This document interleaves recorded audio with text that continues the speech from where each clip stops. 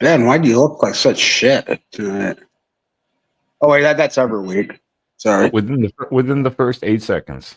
Come on now. You gotta be better than that. We're a professional show over here. How Highly. dare you?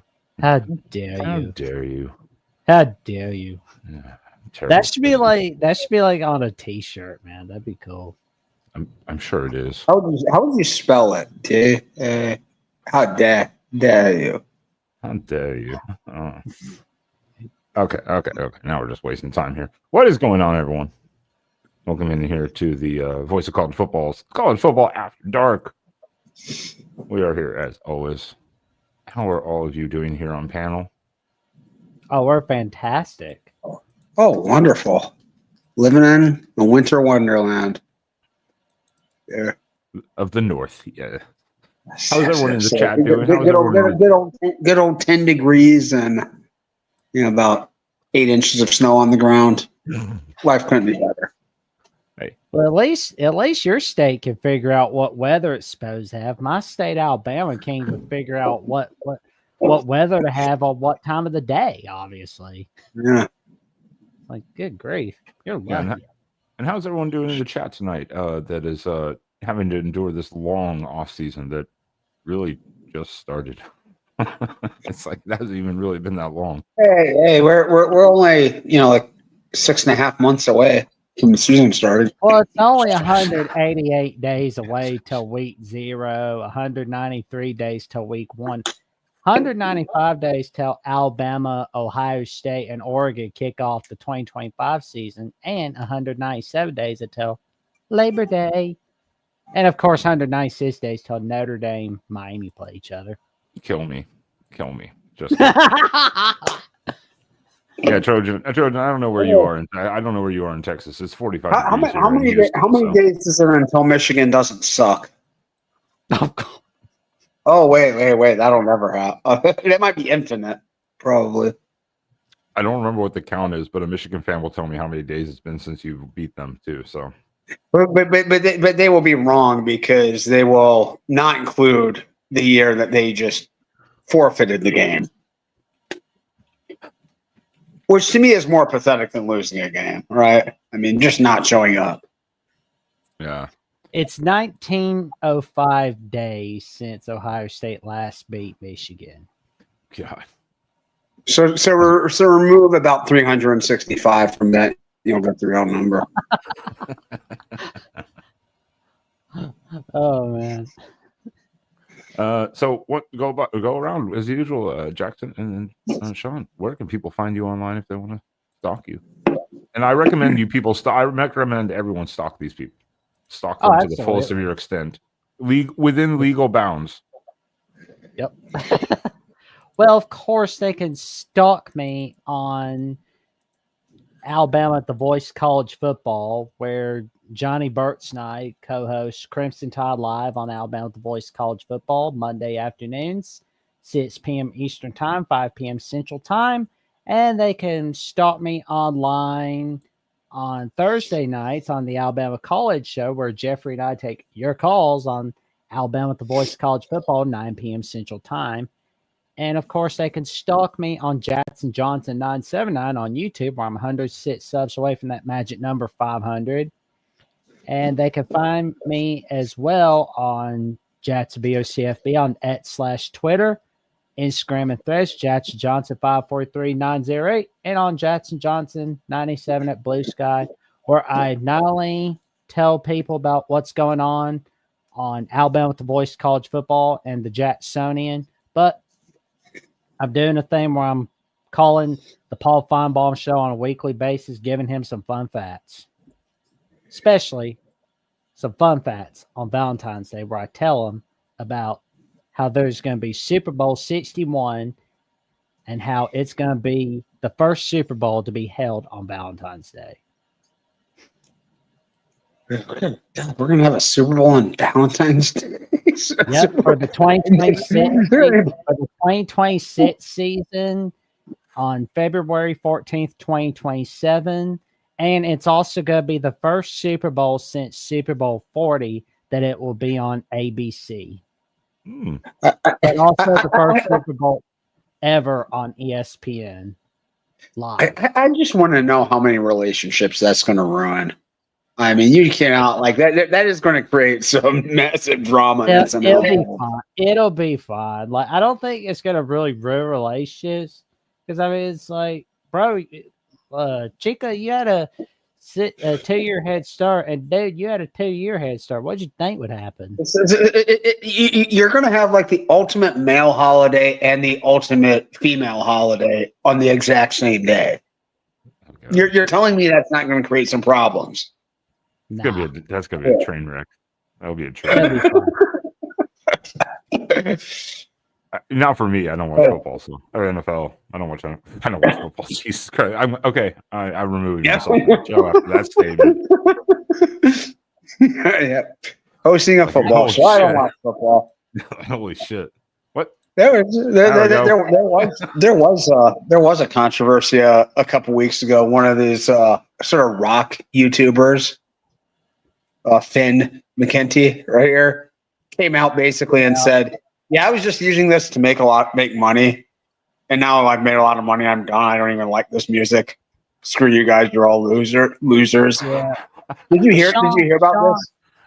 Yeah, but Sean, where can people find yours so where they can see what you guys say on what's going on? Okay, Jackson can drop my links to Twitter X and Blue Sky here. That's where you can find my latest thoughts and opinions on matters pertaining to college football and beyond. And yes, I will. I'm going on this week. I don't know. We're kind of in a little bit of a dead zone here. Well, the college wrestling season's winding down a little bit, so prepping for the conference tournament and NCAAs, which I will be attending in Philadelphia next month. So yeah, that's what I've got looking forward to. I'm going to a concert this week in Detroit, so that's what I'm most looking forward to. Tuesday night, St. Andrews Music Hall. Bam, where That's can the they biggest thing find? I want. There we go. Well, Bam, where can they find you? You can find me right here or on the Oregon show every Wednesday night with Spaz. Or just here on YouTube. Exploring with Ben and Sam right here on YouTube. And obviously every Sunday night. Outside of next Sunday. Note to everyone in the audience so we don't forget. We're going to take next Sunday off as there's not a whole lot to talk about until spring practice. Spring is here. Yeah, until that starts, there's not a lot to talk about. So we're going to kind of alternate week by week here. It's unfortunate, but yeah, it's come to a very quiet period. But do you know who's not being quiet? Do you know who's not being quiet? What the absolute hell is going on in the SEC with trying to pass a rule that if you storm the field or the court, you lose the game, even if you won? Oh, What is happening with the SEC? Think about it this way. So if you storm the field in football because your team won and celebrating, you lose. That would have meant Alabama would have been 12-0 this season. Think about it that way. Literally put it that way. If that was a rule this last year, Alabama would have been 12-0. By 3 default wins. And even more than that, we would not have gotten that glorious scene of the Vanderbilt student body carrying the goalpost down Broadway. Exactly. I was True. like, this is a whole topic by itself because this has nothing to do with the show topic, but it just kind of came to my mind. I was like, oh yeah, we got to talk about this because I'm sorry. I understand the reasons of why you shouldn't storm the field. You know, there are some safety aspects to the team, the visiting team, and people jumping the goalposts and stuff like that. This is college football. That is like one of the greatest things about college football is that the storming of the field. And especially like how many goalposts were torn down this last season? More than I can think of. Like 4, 5, 6 were torn down this year. I mean, that's college football. Yeah. And it was like I said when I talked with Jeffrey on Thursday night when we hosted the call-in show. We were talking about how it was just like, look, we love Greg Burns. He's a magnificent athletic director who's made fantastic hires, not just for football, but for basketball as well. But he needs to learn how to just keep his mouth shut. It's just, it just doesn't make any sense. So it's like literally you lose the game on the field. They storm the field in celebration, and they're like, nope, you lose. It doesn't just. There are other ways to mitigate or control the situation. There are much better ways than that. That's so dumb. Yeah. But first, Valentine's Day may be over, but that doesn't mean you can't have fun. Because it means one thing. Come on in and become a YouTube member for the Voice of College Football by joining the Heisman tier, where you can give out content requests of any kind, and you get to host College Football After Dark with Ben and friends Sunday nights on the Voice of College Football. And of course, for $2, and that's only by $9.99. That's all you have to pay. And you get to be a co-host. For $2.99 a month, you can become an all-conference member, and in return, you get member shout-outs, member-only polls, custom emojis to use in the comments and the live chat, and much, much more. For $4.99 a month, you can become an all-American member, and all you get in return is priority reply to comments and an access to VIP hangout with the man himself, Mark Rogers. For $19.99 a month, you get discounted merch, and that's all by becoming a Hall of Fame member. For $99.99 a month, you can sign in to Voice College Football Bets, and you get VIP access to the top expert picks from Mark Rogers, Steve Merrill from Wager Talk, Steve Dace from the Steve Dace Show and the Michigan Podcast, and Matt Zemmett from Trojans Wire, the College Wire, and the Voice of College Football. But there's a little something that Mark Rogers has written as of late, and it's the Disputed National Champions, College Football's Historical 1990s Reset. And in this book, you're going to learn what happened during the 90s, how the decade changed sport, why the championship results should be questioned, how to critically think through the snares, and to appreciate the accomplishments of teams that were not recognized as champions. This book provides an in-depth analysis of the changes, controversies, and outcomes that defined the decade of college football. It challenges readers to explore and critically evaluate the decisions that shaped the national championship landscape. Unlock the mysteries of college football's most debated decade. Grab your copy now. Everyone applaud Jackson. He does such a great job of doing business for us here on the show. Thank you. He probably will, David. He will. He should be getting some calls. Not at the moment, but at least like voiceovers or something like that, you know. Something like that. You can do that remotely. You can do that shit remotely. I mean, why not? Oh yeah. Uh-oh. Oh God. That would have been absolutely hysterical. Like right through the court. Just bring some like dirt or sod or something, like just build a little mound right in the center of the court, and what? Right, bring a sledgehammer, like a pickaxe, create a hole, and then plant the flag. Do it. That might open yourself up to some charges there. Some malicious destruction of property. We're the Big Ten. We got money. Michigan has money. They can blow $10 million on a true freshman. So good luck with that. They got that Portnoy money. Yeah, exactly. It's like Portnoy will cover those costs and laugh about it at the same time. So so top 10 storylines of 2024. As I kind of told you guys for the chat, it's definitely the way I was thinking about it. It was like if someone was watching college football next year, they didn't watch any 2024. They're just coming into it. 2025, like I want to watch college football. What happened last year? What are 10 things that you would tell them about this past season to intrigue them or interest them or make them become a college football fan, because this last year was it had its moments. It definitely had its moments. For starters, I would tell them about the return of the Texas A&M rivalry. That's where that's where everyone would start. Then can we start? Then let's mix this into one. Like I said, because if we named everything individually, I think it would be. We'd be at like 100. So let's do that. The renewal of the Texas A&M rivalry, but the destruction of some of the other rivalries too. Yeah, no bad one. Oklahoma State. Yeah. Stanford, Cal, Stanford and Cal played, but USC and Cal, USC, Stanford, like little things like that. Mm-hmm. It may not be a national thing, but it's a regional rivalry thing that got destroyed at the same time. So there were multiple other things about Oklahoma State. That was a big one that went away.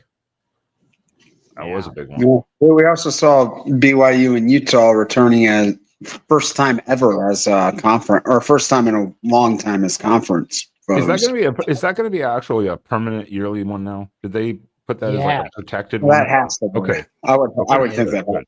I would hope so. Or it would at least have to be every other year or something. It have to be consistent, because the whole war has to be every year. It's every year. That's good.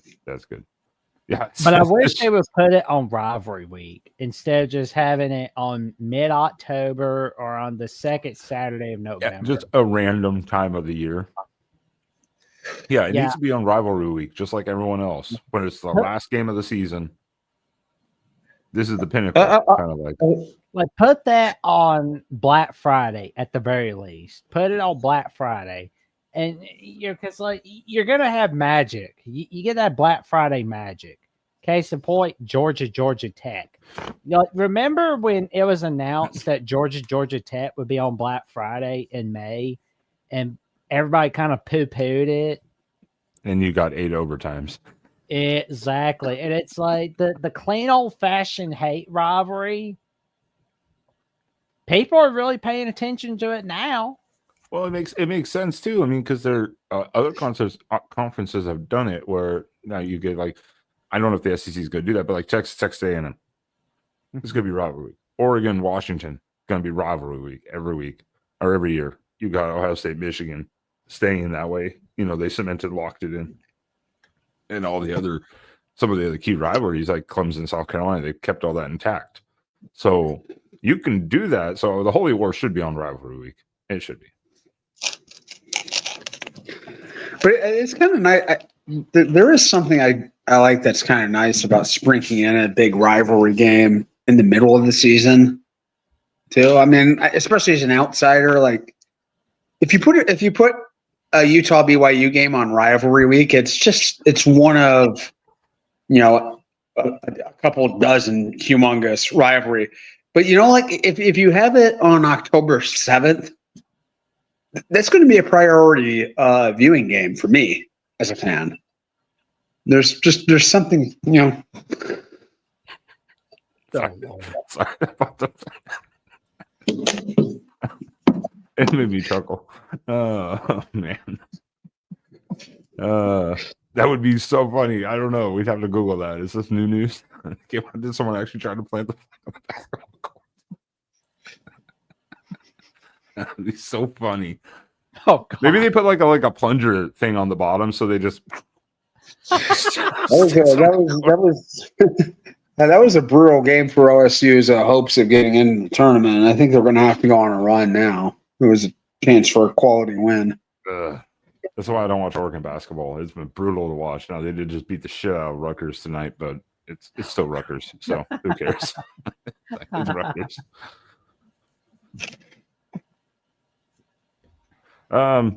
So rivalry returns of Texas A&M, I think, but the destruction of a couple others, return of the Holy War.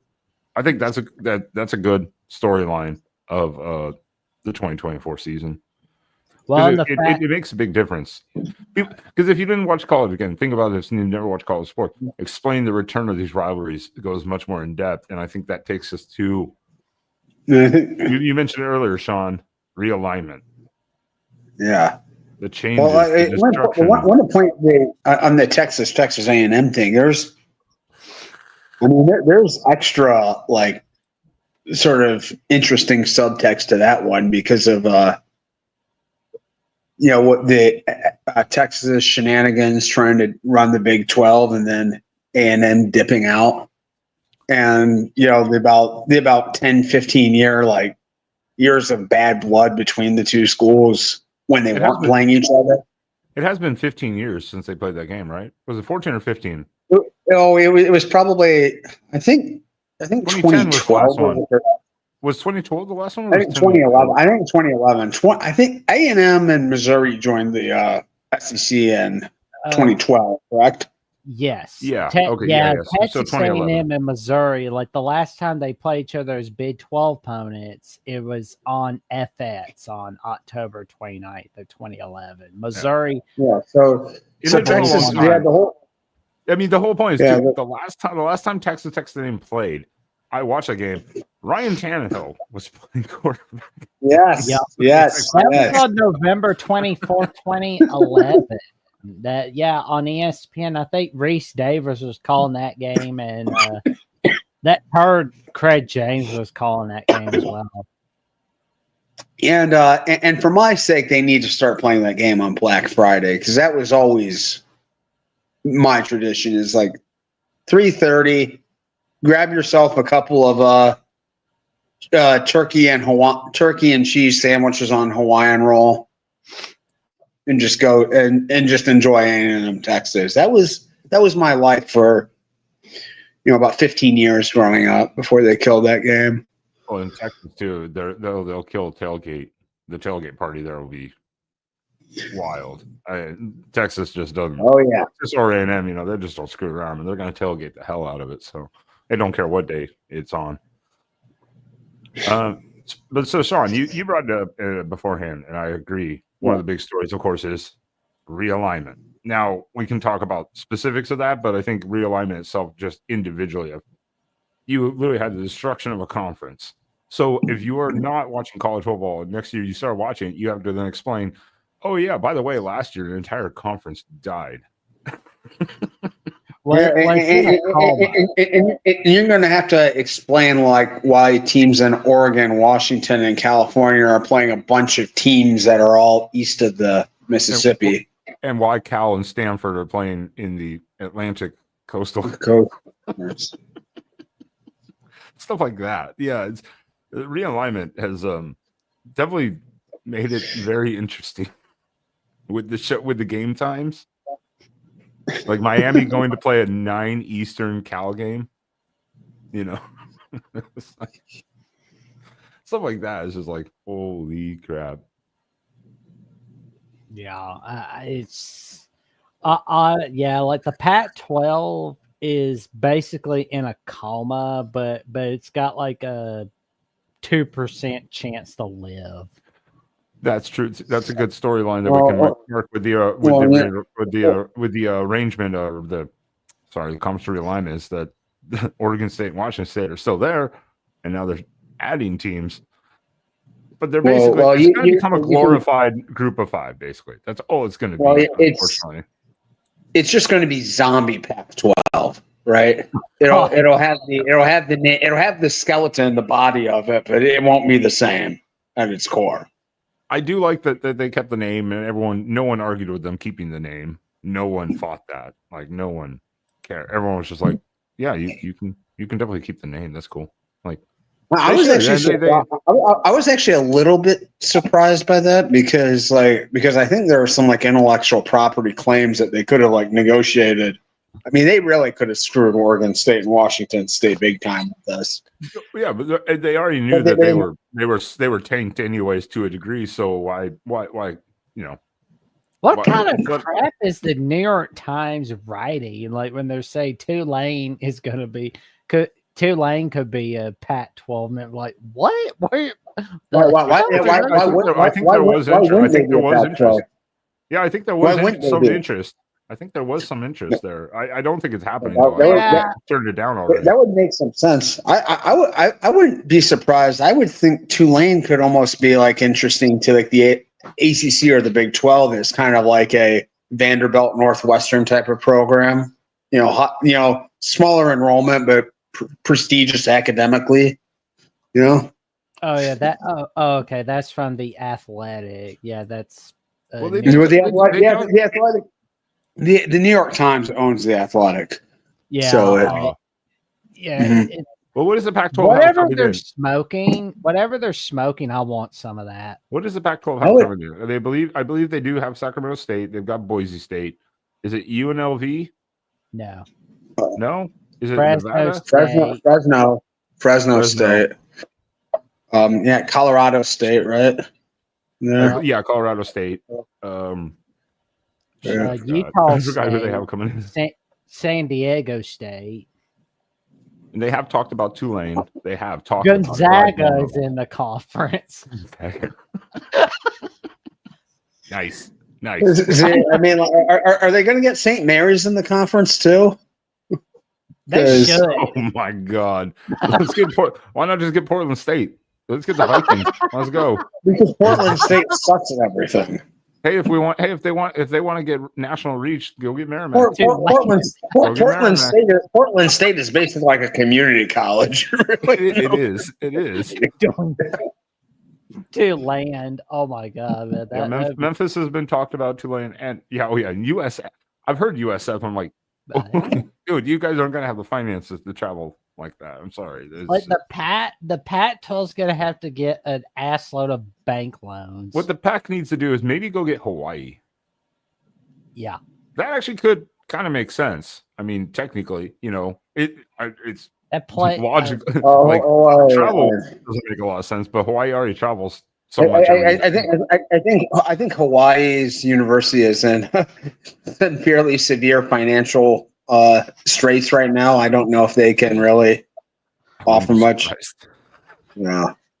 Oh God. Hawaii travels the most of any team, basically every year. Oh yeah. Well, we know all their sports teams. They travel as far to get to any game as most teams travel on their longest trip the entire year. Yeah, think about it for SEC teams, for instance. The SEC is like, we travel. Even if you do like a Midwest road game or something, or a West Coast road game, triple it for Hawaii. Yeah. It's like triple that easily. Yeah, no. Hawaii is I think and I think once we start getting the Canadian schools into the NCAA, like where does the University of Toronto, where does McGill go? Maybe Simon Fraser can be part of the Pac-12. Maybe they can go up to British Columbia. But Simon Fraser. Can we finally get a team from Alaska? If the University of Mexico, get a team from Alaska? God damn it! What if we get like schools from Mexico to be in the NCAA? You get the University of Mexico City, University of Cancun, non-accredited. I don't think much football will be going on down there if you send a bunch of college students. Cancun. Oh God. I think the stuff that would be going on in Cancun is something I will not say because of YouTube guidelines. And I don't want angry text from Mark.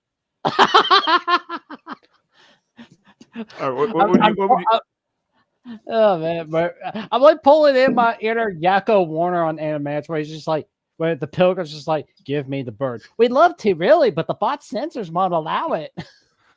Oh, God. All right. So we got rivalries renewed and destroyed. We've got realignment in general. Jackson, what would you say is a one of the top 10 things maybe you would tell people about this last year?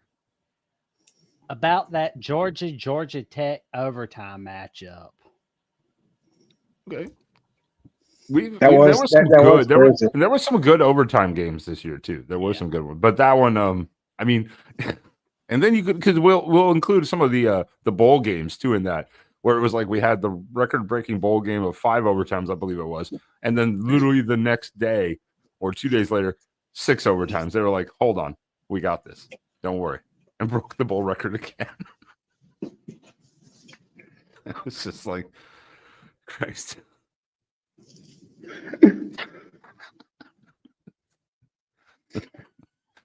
Yeah, the Georgia Tech game, though. Georgia Tech, come on. Come on, Georgia Tech. You had that. Cancun, the University of Cancun would be closer to most Big 12 schools than West Virginia. Oh, God. That is true. All they have to do is fly over the Gulf of America. No, they didn't have to go over the Gulf of America. Doink. Okay. All right. No. I almost made myself spit there. Jesus. Yeah, Georgia Tech, I think, is a good one. It reminds you how thrilling college football should be because no one gave Georgia Tech much of a shot. And 8 overtimes later, they still had very much a shot. I just didn't like their play calling in overtime. Georgia Tech went away from what they basically do. That really kind of screwed up. I didn't like them not going for 2 after the first overtime in that one. Take your shot now. And I understood some of it, but they got away from what they do of running Haynes King and tried to make him pass. And I'm like, dude, you're in a compressed zone against a good defense. Run the ball. And then the last overtime, they tried it. It didn't work. And then Georgia wins. Like all of a sudden, then they tried to like, oh yeah, hey, we forgot we have a running quarterback. National Autonomous University of Mexico. I wonder what the point of specifying that the university is autonomous is. Like, why isn't that implied in any university? Yeah. I don't know. We can email them and ask. Yeah, we can Google it. I don't care. Well, another storyline for this year was how bad of a season Florida State had this year. That's why I didn't lead off with it because, it's that was an easy one. When you go undefeated, win your conference, get left out because of an injured quarterback, and you go 2-11. Yeah, or 2-10. Sorry, 2-10. I can't count. And well, I mean, that's how bad they are, Ben. That's the thing. It's like it was like all off season was how they're gonna leave the ACC all off season. That's all it was. Which I mean, in all fairness, they were losing a lot of guys, but they were bringing in a lot. The problem with Florida State is they lived off the transfer portal, and it's not even DJU's fault, but it was DJU's fault also. And I mean, like you can't count on bringing in guys like Jared Verse and Keon Coleman and Braden Fisk every year. You know, they're not always going to turn out like that. Sometimes those transfers are going to be duds. And this year they were big duds. Yeah, the transfer portal is like recruiting. Like if you look at star recruiting for high school, just because you get a 5-star doesn't mean he's actually going to be a 5-star. He may never reach that potential for whatever reason. Well, same as transfers. Sometimes they just don't fit your scheme or whatever too. So right. But it's a little different when you're recruiting high school kids because if you've got a good program, a good system, good stability, you can afford to like miss on a few of these guys because you'll find some players, you know, that if you miss on a transfer recruit, you know, that they give you 1 or 2 crappy seasons and then they're gone. You know, or just one. Yeah, I mean, it might be a grad transfer 1 and done type of thing. Yeah, they come in and what? And unfortunately, Mike Norvell is not exactly, and he can't just change that philosophy in one season. That's going to take a couple seasons to change to get out of that. Yeah, and he might already be on a bit of a hot seat going into next season. Like if they have another season like this year, he's clearly gone. No question. If they don't go bowling next season, he's definitely on the hot seat. 100%. But I don't know. Well, he's probably gone. Is, They don't know ball. is Florida State If they go still 7-5, well, no, is Florida State still paying Willie Taggart? probably. Yeah. Can Florida State afford it? You know, it's like I think they're still paying Willie Taggart for his buyout after they fired him after like 2 years or whatever it was. Well, the other question is the other Florida schools as well. Because like Miami had a great start, but they pissed it all away once again. That's a good storyline by itself too. Is the hype of Miami and the Cam Ward experience, just to continuously, like Miami has done for over 2 decades, just falter in spots and not even make the ACC title game. Not even make the title game. Just who didn't see that coming? Who did not? I was going to say I saw it, but I'm. I thought It's a Mario Cristobal thing. It's a Mario Cristobal thing. You have one of the best offenses in the nation, and literally one of the worst defenses.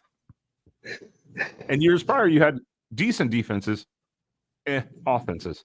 It's a Mario Cristobal special. I'm telling you, it's just how it is. Well, the fact of the matter is, like, every week it was the same thing. They were always getting lucky. They got lucky against Virginia Tech. They bailed out. They got lucky against Cal. Yeah, I mean, no targeting against Cal. That no targeting call against Cal was what saved their ass. They got bailed out several times this year, so they could have easily have lost 2 or 3 more games because their defense sucked. Oh, they got lucky against Louisville, of course, and the chickens pretty much came home to roost against Georgia Tech. But that was the thing, because it was they're unbeaten. All they got to do is win against Georgia Tech. They're basically in the ACC title game. Oh, they blow it. I mean, all they got to do is beat Wake Forest. They beat Wake Forest, smack them off the face of the earth. I mean, you're kind of supposed to. I mean, surely you can't screw this up. Well, and then you they found a way to screw it up. Yeah, I know, right? Because we already said, I know everyone. Justin, you're not welcome here. Get out of here, Justin. Get out of here. Get go create your own show. Get out of here. Justin, our Nebraska guy, Justin. He's great. He's great. Go check out the Nebraska channel. He's great. Oh yeah, good work over there. He and a new co-host, Brian Moore, as of this week, are creating plenty of magic on Nebraska at the Voice of College Football. And I see, I wanted to reference to real quickly. I see the Ohio State and Michigan fans getting into it about refs. Yeah, you guys have fun in the chat. I will monitor it, so don't get online. Well, but, the ACC. I'm sorry, the refs did bail Miami out of several of those games. The ACC refs were atrocious when it came to Miami. I think eventually they just couldn't. They couldn't stop. They couldn't defend them anymore. They're like, "All right, you guys deserve to lose this game and this game." Well, I mean, it would have saved them the embarrassment of getting absolutely trounced in the playoffs when they couldn't just count on scoring 45 points. I really wish the guy from Happy Gilmore that was like, doing the dirty work for I forget the guy's Shooter name. McGavin. Yes, Shooter McGavin. The guy was like, "Hey, Shooter, yeah, what do you want me to do?" Yeah, and he was going over like talking crap to Happy. You suck. Yeah, jackass. Like that guy should be at every Miami game from now on. Oh man. Well, that's not necessary. I mean, like they've already got that going on. Just kind of motivate. You will not make this field goal, you jackass. you will throw a pick right now, jackass. You will not take a knee, and you will lose the game that you can't possibly lose, you jackass. Yeah. Well, Cam Ward is a jackass because he blocked out on his team. Well, that too. That's what I was going to get to. I was like, then you go to a bowl, so you don't make the title game. You're in contention for the playoff, Heisman contention, all that gets shot. Don't make the title game. Then you go to the Pop-Tarts Bowl. That's your prize. And I don't have any opinion or any bad saying. I think that it was on purpose. They just wanted to give him a touchdown record for the ACC or whatever it was, that he got, Cam Ward, and then he was yardage record, career. I think he has the career yardage record now for college football. But then just sit on the sideline and literally watch your team lose. I mean, I don't have anything against Cam Ward. We played him at Washington State. Cam Ward's great. We knew the player he was, but to sit on the sideline and literally just watch your team lose and you walk away with absolutely nothing for the entire season. Absolutely. Justin Joffin, definitely jump in. Definitely jump in. Come on in, Justin. Nebraska might be one of the topics. We got to tell everybody about the big games for Nebraska at the Voice College Football. Justin, you wouldn't be the only one in this program. But yeah, to really sit on the sideline and watch your team lose that way in the Pop-Tart Bowl to Iowa State, which Iowa State was a good team. I mean, no disrespect to Iowa State, but I mean, the competitor in you's got to be like, dude, put me back in. And they wanted to see their backup quarterback. I understand that. And their backup quarterback looked like trash. Yeah. Miami's backup quarterback was not. I mean, he's rusty. He's rusty. You're putting him into a bowl game against a team like that. You're going to not see probably very I hope Notre Dame just beats the crap out of Miami. And then after they're done beating them, they dump freaking holy water on them. That's what I want to see. But if Miami beats the hell out of Notre Dame, then I get to listen to O's Irish just lose his mind. Well, think of it this way. You get to talk all that shit to Miami when Notre Dame beats Miami. Think of it that way. So yeah, Miami blowing their season basically because of defense and the refs helped. Yeah, that was a good storyline. They blew it.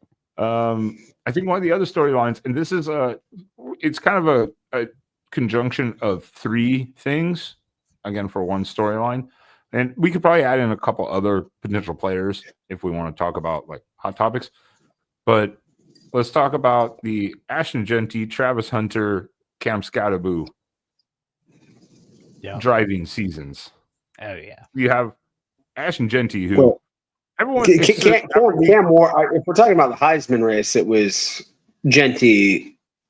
No, I'm not talking about Heisman race. I'm talking about standout players of the oddity of a two-way player in Travis Hunter winning Heisman, which he was not the best receiver or the best cornerback. I'm sorry, he wasn't. But he won the Heisman. You had the SG Genty show, and then Cam Scatteraboo literally just willing his team, to take over the Big 12 and into the playoffs. That's why I kind of want. You could add in Smith and Williams into this conversation if you want, in the sense of player production and just showing up on the stage. That's why I kind of combining it a little bit. But, because I mean, Hunter was pretty good. I'm not saying he's not a good player. He obviously is. And a tremendous athlete. He was not the best receiver or the best DB. No, definitely not both of them. Let's put it that way. Definitely not both. But he was really, really good. He was elite at both. Yeah, he's a tremendous athlete. Although I would love they all have CTE, David. I mean, we got to come to grips with that. Although, to be fair, I want the Titans to get Travis Hunter, honestly. Titans need a lot of things. I know, right? It's like you got to take the shot at the quarterback. That matters so much more than everything else. You got to roll the dice. Who is the Titans quarterback right now? Will Levis. Oh, okay. Yeah. Okay. I was like, is it even I mean that's. He's probably not the answer. I think I've seen enough. I kind of think honestly the Titans should trade their number one draft pick to somebody that wants it more so that we can have more draft pick. Well, so that the Titans could get more draft picks for 2026 and beyond, and for this year as well. There's always somebody willing to mortgage their future. That's why. Maybe. That's why the. The Giants. I think they got like the third or fourth pick there. Oh yeah. Panthers shockingly have the first round pick for 2025. I would put past the Panthers do something dumb. Yeah. The as to the every thing, team has their own draft pick this year. This is the first time in like 30 years that there's no traded picks. I don't have a good intro because it's on my other channel on my other show, so I don't have these intros. But everyone, please, Nebraska. Everyone, show Jackson. God damn it, Jackson! Show some respect for this monster over here. Quite rude. He's beating up a punching bag as we speak.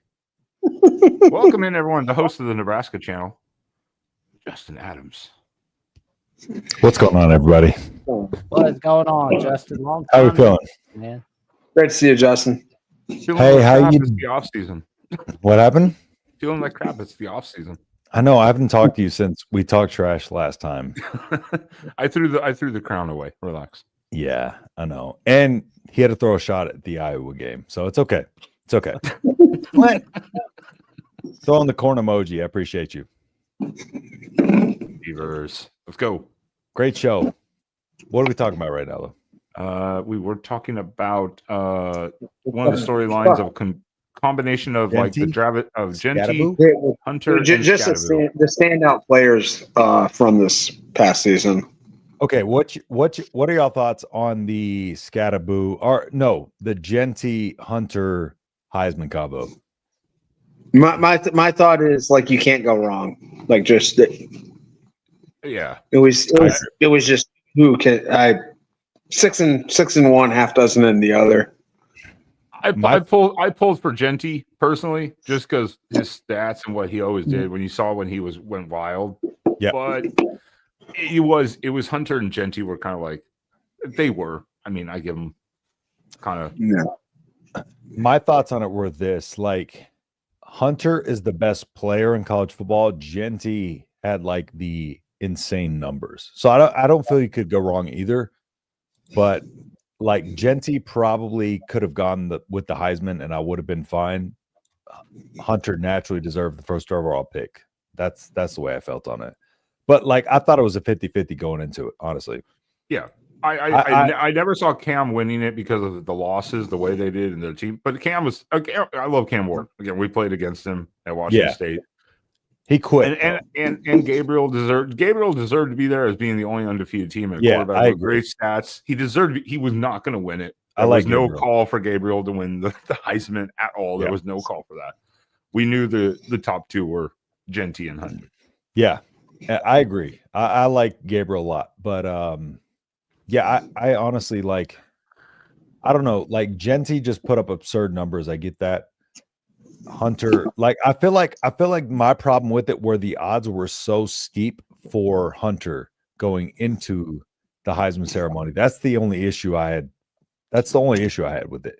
Is like Hunter had the like favorite odds by a long shot. I thought it should have been like 50-50 going into it in terms of the odds, and it wasn't. Yeah, not allegedly. And that's a good question by David here. Is Hunter, will he be a DB or wide receiver? That's what I've heard. Okay, they want him DB, they'll let him do both maybe a little bit, but you cannot do that in the NFL. You're not. They're saying we do have a little bit of intel. He will be at the combine. He will be working out with the defensive backs. Yeah, so that's what majority of people wanted as a DB, and he's insane as a DB. Like if you watch his actual film, he's crazy. Could you see them putting him as like a punt returner or something, maybe on special team, like to let him do a little offense? Maybe going that high, I don't think so. Unlikely, because I don't think in the NFL they don't value special teams as much, and I don't think they're going to. I don't think they're not going to want to expose number one overall pick. Going that high, yeah. If you're in the top 5, you're not going to risk it. He's going to be top 5 no matter what. Yeah. Oh yeah, And obviously. for sure. I think he probably translates the best as a DB too. Yeah, and he's a guy you can use in packages as an offensive player for sure. But That's it's what I was not going to say. Maybe goal line packages. You put him in as a slot or something like that, just to make a difference or make people think. But he's not going to be both ways in the NFL. No, not much. Anyway, and something that kind of gets undersold is at the NFL, like those guys are so to be like among the best, you have to be like so technically proficient. You have to be like a real craftsman. And if you're splitting your practice reps, in different positions, I mean, like you're going to miss a lot of nuances. You're not going to develop at the same rate. It is a little easier, at least though, in the NFL, because that's literally all you're focused on is sports and game planning and stuff like that, whereas you're not dealing with the college stuff. But exactly when you're at that level, you got to give full commitment to your craft and what you're doing, and splitting reps like that. Like I said, maybe a package here or there where he only has to worry about like 5 play calls or something like that. Maybe, it would be. That's going to be probably. Oh, that's a good question. Is Cam Ward or Shedeur Sanders? People like Shedeur. I do not. I would say I would go Ward. Cam. Yeah. Cam Ward. I don't think Shedur's pocket presence is there. Like I just think situational awareness wise, and his time to throw. His time to throw is like over 3 seconds. Yeah, it's bad. He really has to let a play develop. Both of them take a lot of sacks. Now you can look at like last year with Shedeur, it was the O-line. Miami's O-line was not that great this year. I would be the same. I'd pick Cam Ward. I would say Cam Ward over the two for sure. Yeah, and I would take him more for like what I see from them off the field, what I see from them with their media. Like Ward just seems like a more mature person, like more of a leader than Shedeur was. Ward is fun. Ward is fun. Yeah, we just talked about that. Here's the thing about him quitting. If he just did not play at all that game, would you say he quit? No, I would rather him done that. I'd rather him just made a decision to not play than to quit at halftime. Yeah, exactly. That's where I got at. I was like, I get the whole they wanted the record, but then to sit on the sideline then and go, "Hey, I'm done," and watch your team lose. It was like, dude. To me, that's got to be brutal. Miami fans had to have been losing their absolute 100%. Minds. I agree 100%, because like at that point it's like, okay, well, you were in it until we were out of the game, and then all of a sudden now you don't want to play anymore. I got a record and I'm out. Thanks. Yep. And then you watch your backup that is not the answer, and then they went and got Carson Beck, who's a pick machine. So I'm trying to look at actual Cam Ward's PFF grade here. It's high. It was really good. Yeah, it was. I think his overall grade was around a 90 this year. I want to specifically look at his time to throw compared to like Shedeur, because like he has in terms of offensive grade, number 1. Well, when he was at Washington State, it was really low because of the offense they ran. The Arbuckle, like he got the ball out so quick. When he was at Wazoo, it looked like he had a little bit more like liberty to kind of freelance this year, and so it probably wasn't as fast. But he was so good. Ward has been good since Incarnate Word. Yeah. Then he followed his coach to Washington State. He did exactly the same thing there, and then he did the same thing in Miami. Like Dave was saying, he threw a lot of sidearm ones. Well, yeah, that's the magic kind of Cam Ward. Is Cam Ward will roll out, and he is kind of like what you want to say, the typical gunslinger. Like he just he makes things happen. That's the thing with him. Well, yeah, that's. I mean, like Mahomes throws a lot of sidearm passes, right? Like he just takes Mahomes. Fuck Mahomes. I can't stand that guy. Sorry. How did you enjoy that Super Bowl? That was fantastic, bro. I love it so much. All the way, man. I've hated Patrick Mahomes since he came to the league.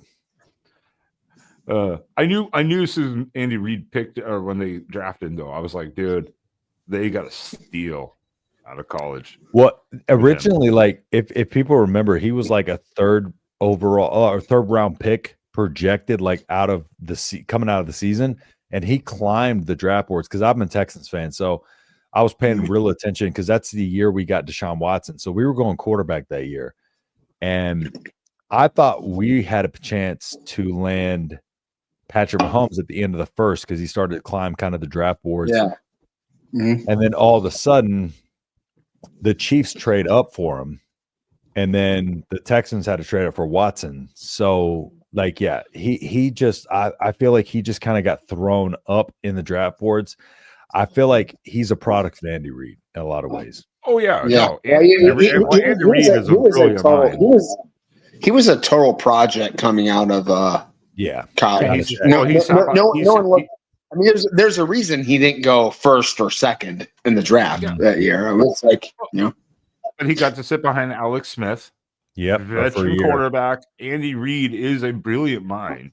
He's a good coach. I mean, so there's no difference there. But obviously it's better than the Deshaun Watson situation. Fuck. Dude. Oh, that dude. Like all things. I don't hear about Patrick Mahomes and massages.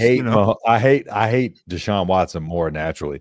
But like the thing about it is if Deshaun Watson, aside from all that other shit, like I feel like if Deshaun Watson was kind of on the Chiefs, like he would have done better than Mahomes. That's my personal opinion. Outside of that stuff, let's say that stuff never happened. What stuff? Like What stuff?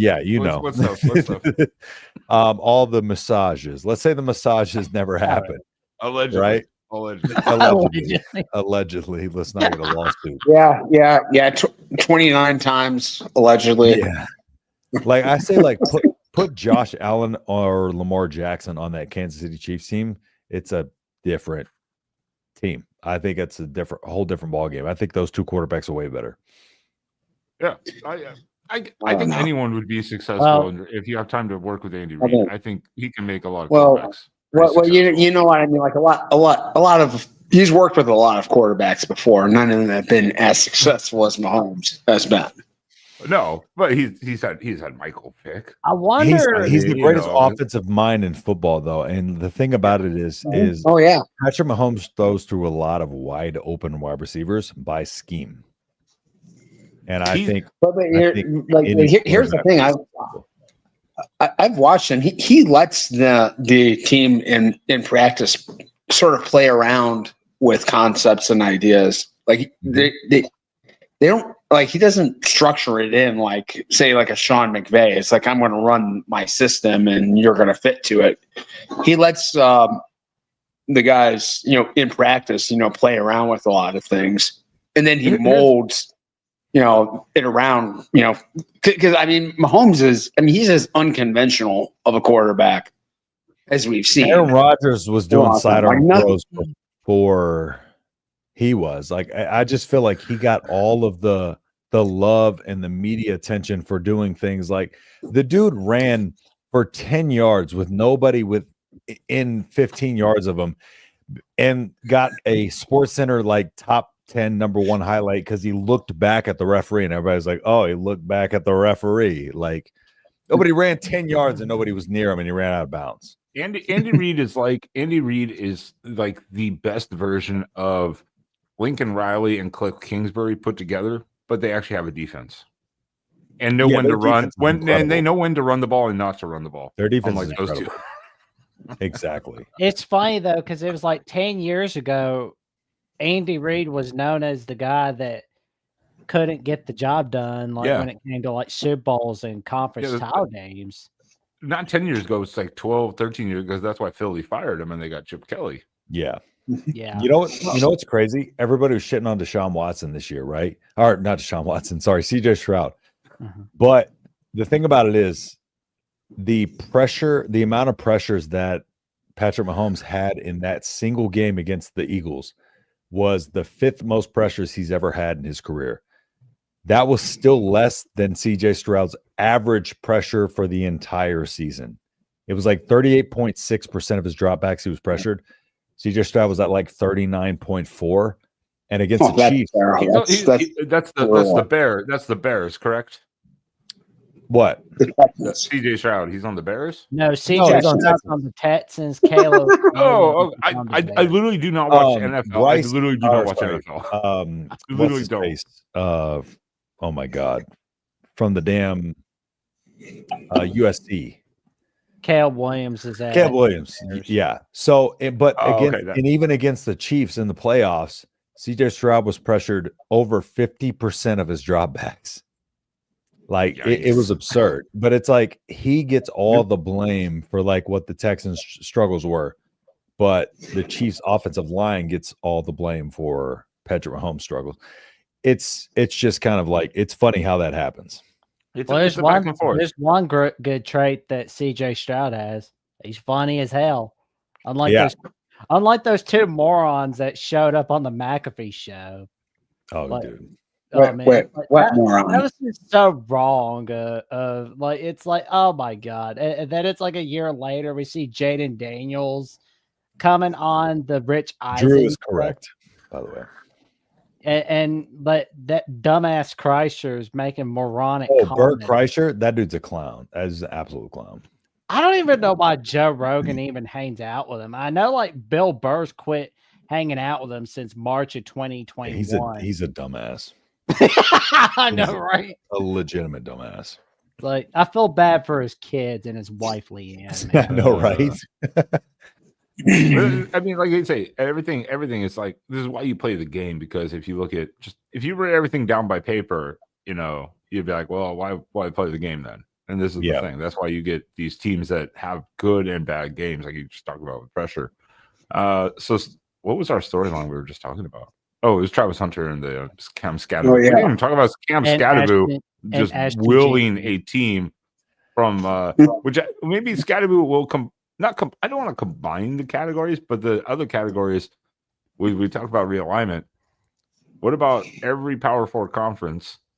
The newcomers making the title game, if not outright winning the conference. And we can go back to Scadaboo. Arizona State was picked last in the Big 12. Well, how the Big 12. Yeah. Well, how about the whole Big 12 as in general?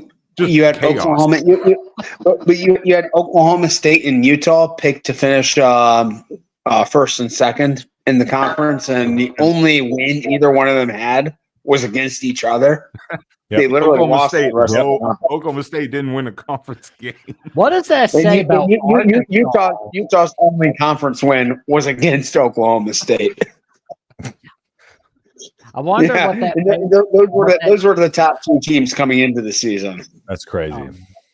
Okay, that was brutal for Oklahoma State. That was absolutely. I live in Arizona, so I know Arizona State wasn't. There was no hype around them.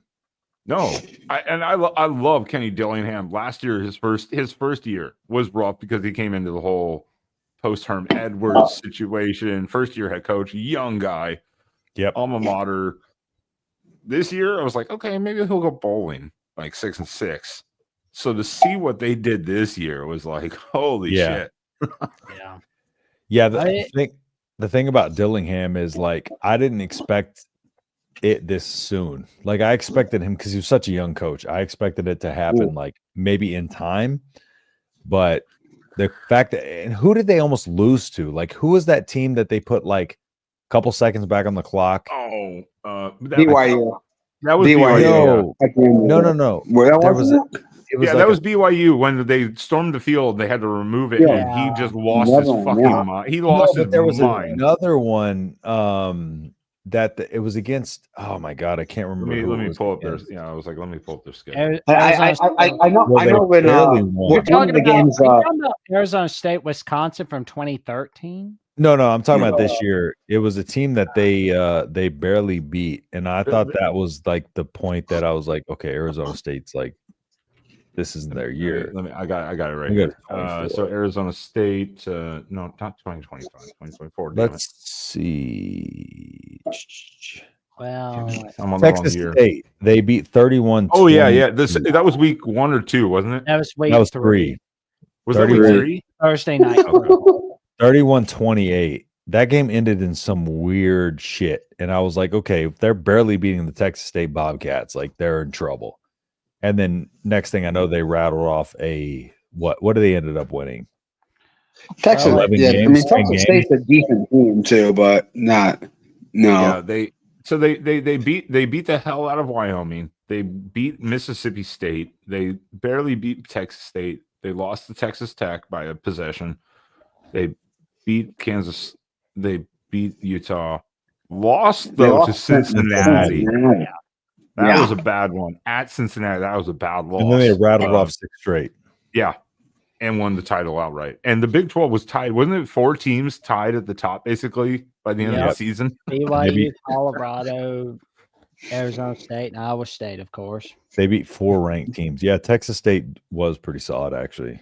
They ended up like Texas State was a pretty decent. So, you wouldn't think this was the team that was like a 4th and 13 defensive play away from being in the Final Four. yeah. and it was at Texas State down there in San Marcos. San Marcos, Yeah. right? Yeah. Yeah. Mm-hmm. San Marcos. Scatterboo didn't really. I mean, he had. I'm looking at the stat right now. Against Wyoming, he didn't have to do anything. He had like 49 yards. He had 262. Mississippi State, he had 262 yards. Yeah. 262. Texas State, he had 62. And the thing was, like, I remember listening to it, like he had a heart to heart with the coach's conditioning staff. They weren't sure what his future with the program was going to be after last year. I mean, I think there were some behavioral issues with him, maybe, or something. There were some, and then he completely reformed his lifestyle and turned into. He wasn't bad in 2023. He was one of those guys you could see being a key player on the team. Yeah. But this year, he transformed himself in different ways. Whether it's culture of Dillingham being there another year and going, hey, this is the way we're doing things. He was about 20 pounds lighter this year than he was last year. I mean, he did a lot. I mean, one of the fieriest coaches is Kenny Dillingham. I mean, that guy will lose his mind on the sideline. What was it? Go ahead. Sorry. Oh no. I was just gonna say, like, he's kind of like almost double what you see from, like, if you ever watch like Dan Lanning on the sideline, like, lose his mind and absolutely like a psychopath. Dillingham's like double that. I love the energy. He like smacked his girl in the face on that one game. Remember the way they put it? What was that game where they put a second back on the clock or something like that? And was it BYU where was it BYU where he had his coming out party where he had that like crazy run where he just kept his balance up the middle? Like did that spin, kept his balance up the middle, kept running? Was that BYU? I remember. Yeah. I feel like that was the game that kind of put him on the national map where people were like, "Oh, okay, I like this guy." And then Texas, I mean, like he skyrocketed. God, it's such a shame that they lost that game just for his sake, because that would have gone down as like one of like just the most iconic individual performances in recent memory. However, the fact that Texas won that game, my bracket was 100% all the way through. So yeah, I did call for Arizona State. Mine too. We had the same bracket. Yeah, because I had Ohio State beating Notre Dame in the national championship. Surprisingly. Mm-hmm. Yep. Well, I'm glad we're getting to those topics because it's like Ohio State loses to Michigan, yet they win it all. That sparked it for me. I think that just kicked their ass into gear, dude. Yeah. I think they needed that loss. Like honestly. Yeah. I think so. And that's why real quick, I'm going to touch upon it because it was brought in the chat earlier. I want to touch upon it. Well, there's that one. Someone said, and when we're talking newcomers, is unfortunately everyone's forgotten a 13-0 run in Big Ten title for Oregon. Listen, because of the way they did the buzzsaw. It was impressive. I will say that. I will say that. So I don't want to touch. I had to just touch upon it because that was the newcomer that made it. But SMU went through the ACC, close loss to BYU. All the way to the ACC title and almost pulled that one out. Yep. And Texas survived and made it very competitive against Georgia again in a rematch in the title game. So the newcomers in the conference, whether that's a well, they're new, so we're not used to playing them, whatever it is, or are they just good? We'll figure that out in a couple of years, I think. For all intents and purposes, SMU should have beat Clemson, but they turned the ball over like twice or 3 times on Clemson's side of the field in that first quarter. Scott Simon's defense played excellent in that game. Like, I don't care what anybody says, his defense played excellent in that game. Their back was constantly against the wall. They held Clemson. That was true in the playoff. That was true in the playoff game too. Like the SMU's defense didn't Scott Simons, he runs that. He runs that SMU's defense. It was Jennings just deciding to see ghosts and throw to the other team. 100%. He runs that 4-2-5. He has a really good defensive line. Like the Scott Simons, I wanted him to be Nebraska's defensive coordinator. They ended up promoting John Butler, but Scott Simons was the guy I wanted for Nebraska's defensive coordinator. So I did a lot of research on him. But he had incredible. People look at the score and look at it like that, but like in the first quarter, I think they averaged like 8.4 yards per play because their back was against the wall. For the rest of the game, it was like 2.6, something like that, under 3 yards per play. After that, SMU deserved to be where they were and get a shot. They were a good team, but no one saw that. I mean, SMU. I think I projected SMU as like an 8-win team last year because ACC is not great. Now the run they went on was fantastic. Their schedule was very charitable to them last year. Like the conference schedule was, they got a dream set up. So was Texas's schedule, and then when they ran to Georgia the first time at home, it absolutely just got mauled. Texas defense was so good though. No, they were good defense. Incredible. You know, one question I'm wondering, and this is about SMU head coach Rhett Lashley. Does he want to stay for the next several years at SMU to make sure that they're like the Texas team that owns the ACC? Like, see if they could be like where Gary Patterson took TCU when they were in the Mountain West, or does he want to see if there's other options in the SEC or Big Ten? SMU has depends on the opportunity. Yeah, SMU has some good donors. They are in the Dallas area. They have great donorship, but they did agree to not take money for TV rights for like what was it, 3 years? They basically joined for free. So it depends on the pay scale. So if he has another say conference title appearance and wins a conference, maybe in this playoff again, and a big program comes to look at him, maybe I think it'll come down to money. But I mean, if he's running a conference too, maybe he wants to just stay there and go, hey, I'm comfortable. Dallas is not a bad place to live. No. Oh, no. Well, I'm from Houston, so I say Dallas is a shitty place to live, but that's just because the rivalry. I live in Houston and I live in Dallas, so I don't know which one's shittier than the rivalry there. It's the I-10 rivalry. I don't know. SMU does not have a, it's not a large university by like Power 4 standards, but like they're fairly well heeled. I mean, like they are investing a lot of money into that stadium because I went to an SMU game again. I've told you guys before, way back when, like in 2012. It was against Tulane, and they won by like 3 or something like that. And it was like $20. And basically, you just go wherever you wanted. You could just walk up to the front row or wherever and just sit wherever the hell you wanted to on a cold ass November night. And it was fun. It was so much fun. SMU is a great school, but they are investing a lot of money into that stadium. So they're gonna. Jason O's bringing up Arkansas if it opens up. He expects Lashley be a candidate. Well, I mean, Arkansas, that's where it's from. That's it. Yep. That would make the most sense. Yeah, possible. Yeah. But they did. I imagine that probably will open up soon-ish, like in the next few years. They did commit to Pittman again. I mean, so if Pittman has another down year or two, it's not so much about whether Pittman's also 65 years old. So who knows? The fact of the matter is how long does Pittman want to stay at Arkansas? Is 2025 going to be his final season?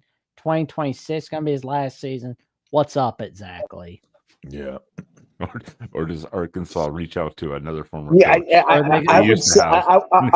I would take the Let's under motorcycle on it the back. Arkansas job. I wonder if they're going God. to try to get Bobby A lot of Petrino. buyers, you know. Yeah, exactly. That's what I was like. Because, I mean, A I'm lot of sure buyers in Petrino's Dallas. got a little unfinished business with the secretary, I'm sure. A&M and Texas having oil money. That is very true. That is, yeah, Right. that's why Well, SMU has SMU's got a lot potential. more money too. I mean, Who does? SMU. I mean, they've Yeah, got. not in Dallas or not in that area though. Actually, The oil never money. been to- The oil money is down. It's further down south. I mean, and Austin. out west. It's out west. Austin, I mean, Texas got a lot of money just based on brand, but no, the oil money's in East Texas, Southeast Yeah. Texas. And in So- the west and far west. Dallas Yeah. itself, they don't do a lot of drilling. I worked in the oil field for 11 and a half years. I went on 3 Yeah. job sites in Dallas. They're small in general. Yeah, we got a lot of hours away. refineries. No, but there are a lot of they don't produce a lot in Dallas, but there are a lot of energy trading companies based in Dallas that are very, very, Yeah. you know, SMU is a good school. SMU is a good it's school. a high finance place. Dallas, Yeah. Dallas does not. They don't. You know, they don't have a lot of industry, a lot of manufacturing. It's a lot of finance and. Drew is right. Houston's the energy capital of the world. Like Yeah, all the it is. refineries are right down there in Southeast Texas. It- My mom it is, worked it at the Valero refinery for a It while. is What's- right outside the airport. For instance, you Yeah. have 3 or 4 huge, Yep. you have like Halliburton and all Mhm. that big companies based right there. But SMU is a good school. It's in Dallas. It has a great alumni, and we're seeing the investment. So I think SMU is going to be a player. Yeah. Now they're getting a national kind of name in terms of college football. SMU's back. Is Texas back? We're not going to get into that shit.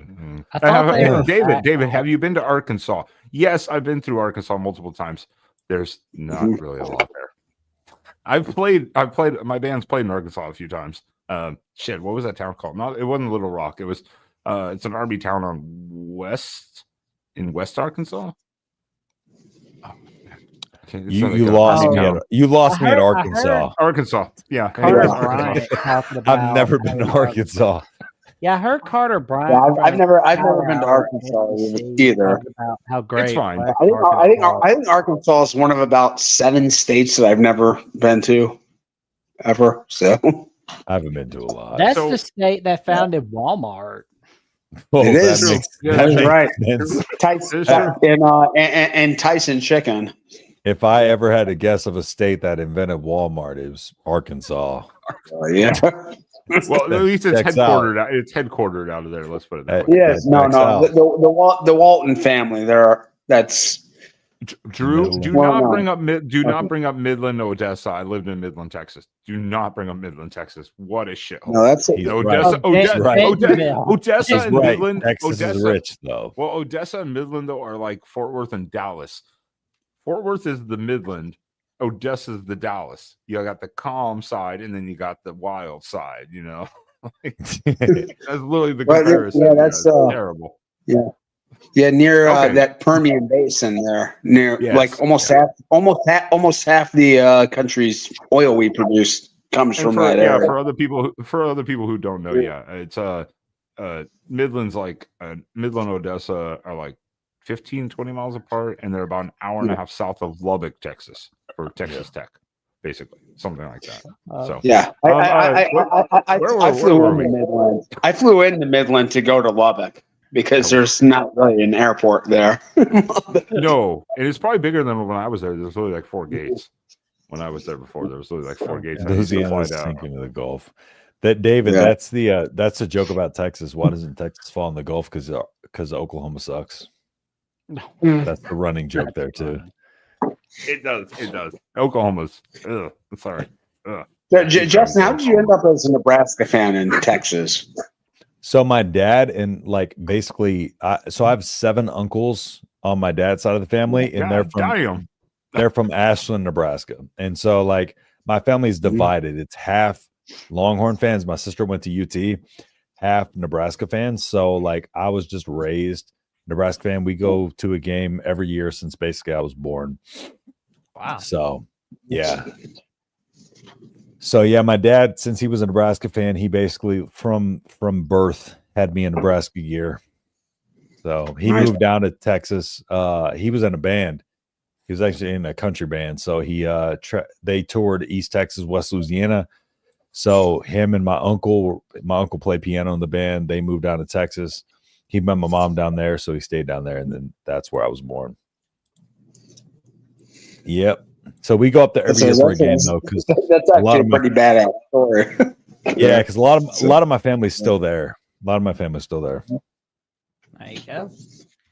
Tune in for Texas Longhorns live tomorrow night from Gerald Goodrich and Matthew Miller, as they will be going over as to whether Texas can flip Cody Green and where does Sark rank on the SEC coaches. Yes, sir.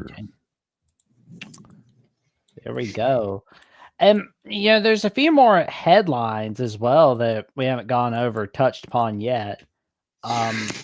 Because there's like Notre Dame, for example, that huge season they had. They finally slayed the dragon that was the big game in the postseason. I mean, it's like the fact they beat Georgia. I mean, it's like, although they were favored by a point, to be fair. Yep. Yeah. So that's just one thing I'm wondering about is, can Marcus Freeman get Notre Dame that natty? Because it seems like he can. I think the biggest thing for Notre Dame this year is like Riley Leonard, as soon as he started to use his legs more, that's when I think Notre Dame kind of became the team that I thought could make it. That's why I picked them to make it to the natty. And then of course Georgia losing Carson Beck was another factor in that. But yeah, I think defensively, I think they're always going to be solid enough defensively. It's just a matter of, can they get good enough on the offensive side of the ball? Yeah. Yeah, that's just. I think recruiting enough high level talent and retaining high level coaching is going to be maybe an issue for Notre Dame to be at the very, very top of the elite. Can they be a perennial top 10 program? I think they probably will be. I think they should be. But they caught a lot of the bracket. I've been over what I thought about the way they set up the playoff system this year. I thought it was a joke. The bottom half of that bracket is so weak compared to the top half. It's going to be tough. I think it's going to be tough for Notre Dame to win it all. It really will be. Yeah, it will be. I mean, almost nobody gave them really any realistic chance to win that game going into the playoffs. And really, honestly, in spite of the score, they mostly were completely outclassed in that game. I was one of the few that even had them in natty. Like, honestly, like people talk to me like I was crazy for picking them. I had. Oh wow, that makes two. I had them there too. I saw the bracket and I'm like, exactly. It just played out that way. Yeah. So basically, you had Notre Dame going to the natty, and Rutgers at the Voice College Football host Adam Lamparello had Notre Dame going to that natty. I had Ohio State beating Notre Dame in the natty. Cool. Yep. There we go. Yeah. To Ralph's point, really vest in strength and conditioning coaches too. That is true. They took a lot of advantage of the walk-on program back in the day, and they had a strength and conditioning program that was like just on another level than most teams in college football.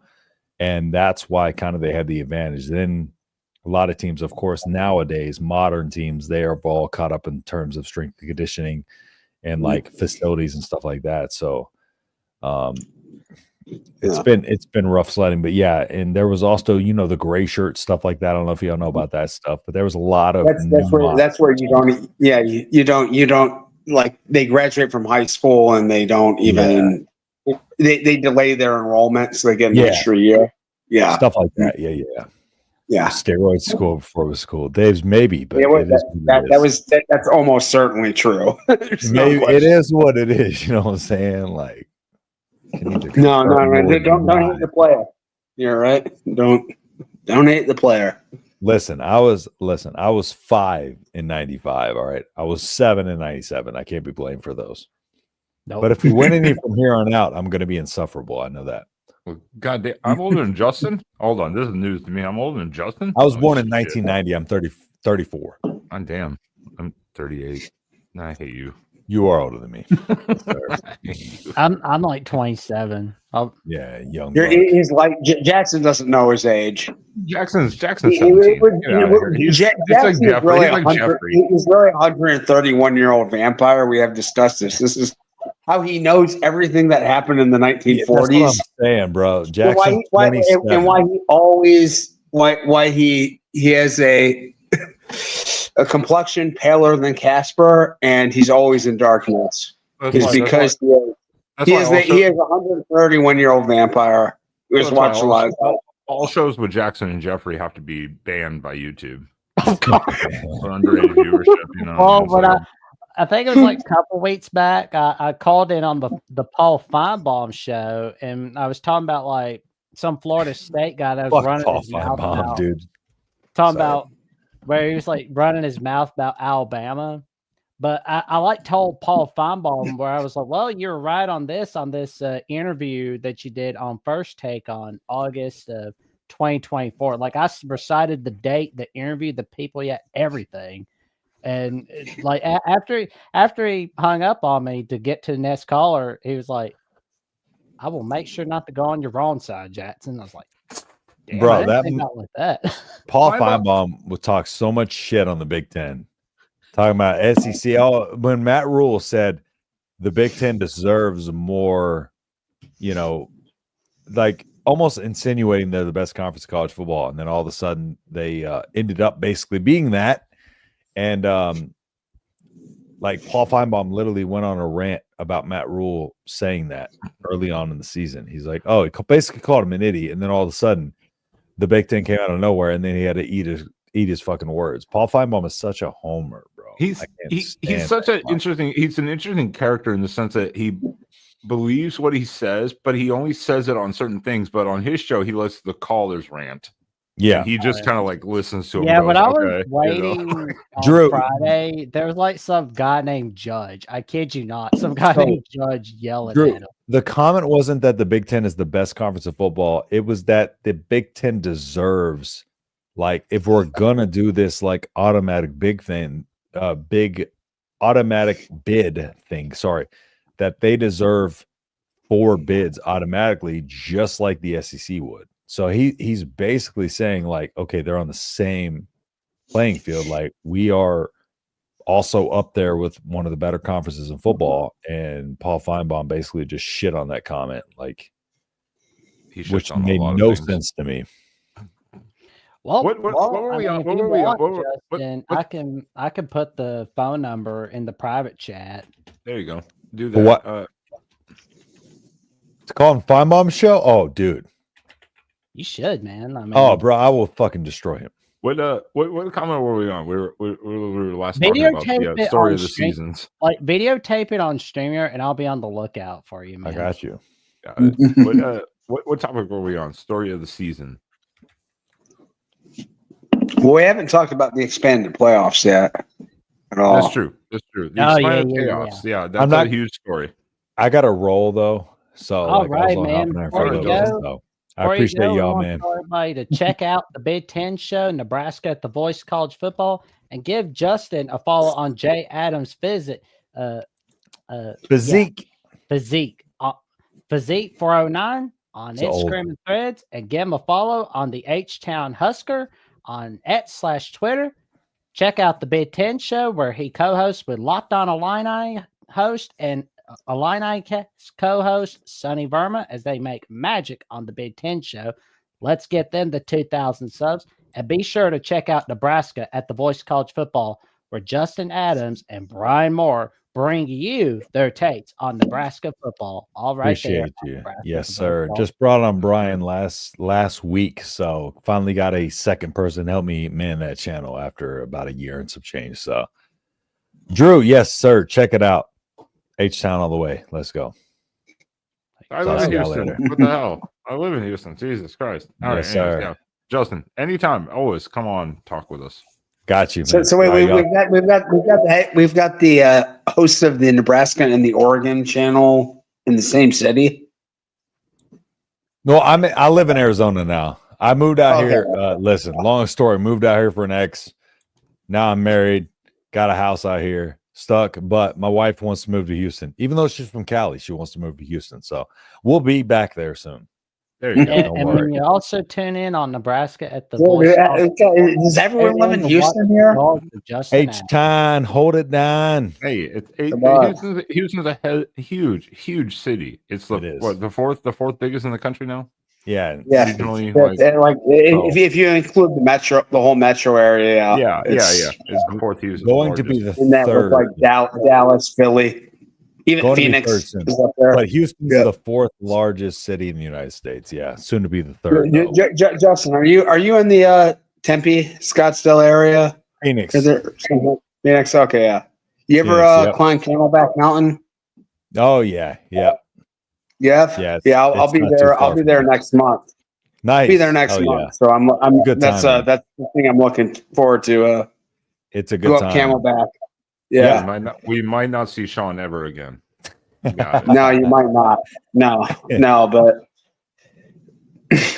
Johnny Dang. That's what I'm talking about right there. Let's go. Oh, All right, take fellas. care.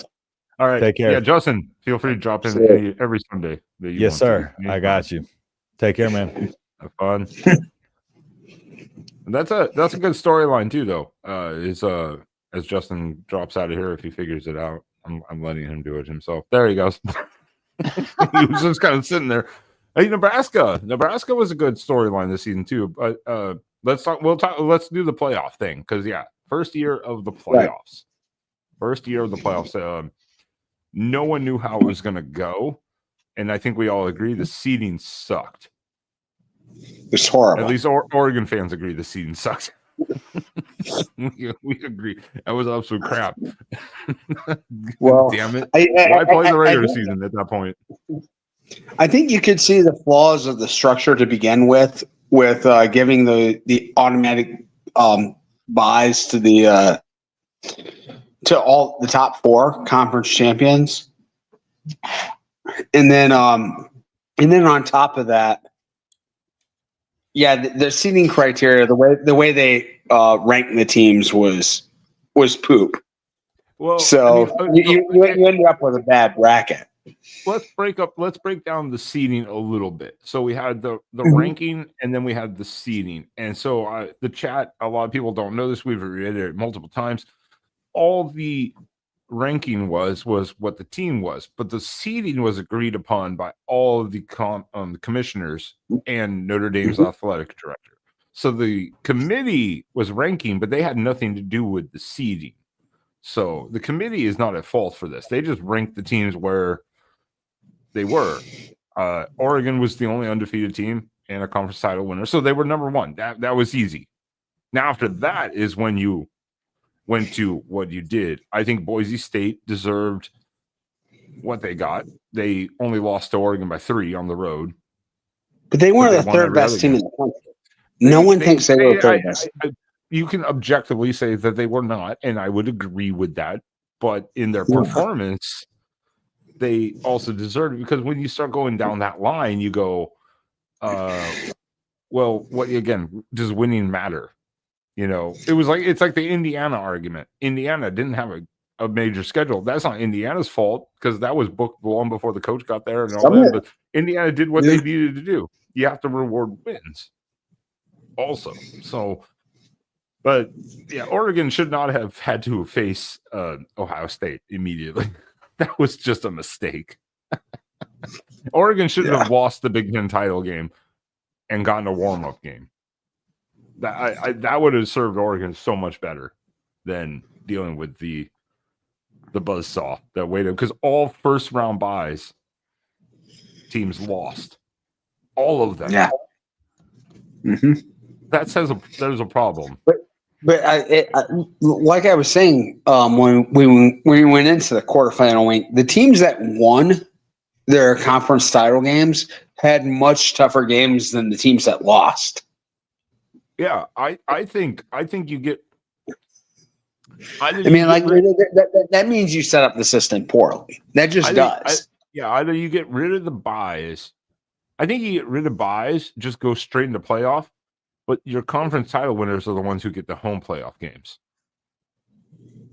They get the home field advantage. You would have to expand the. Sorry. I mean, like, would you rather have had? And you would have to structure this like in a very weird way, like. So you would rather have played a game that first week and had a bye, like. Well, I do think it in a way it kind of helped because Ohio State was warmed up. Oregon was not. I did think it did play a bit of a factor. I mean, I'm not downplaying Ohio that we would have won it, but I think you would have seen it a lot better of the game. You know, that type of thing. But because the only close game was fucking Arizona State and Texas. That was the only close game. You know, well, Notre Dame and Georgia of the buys though. Yeah, but I mean, like Georgia had a bye.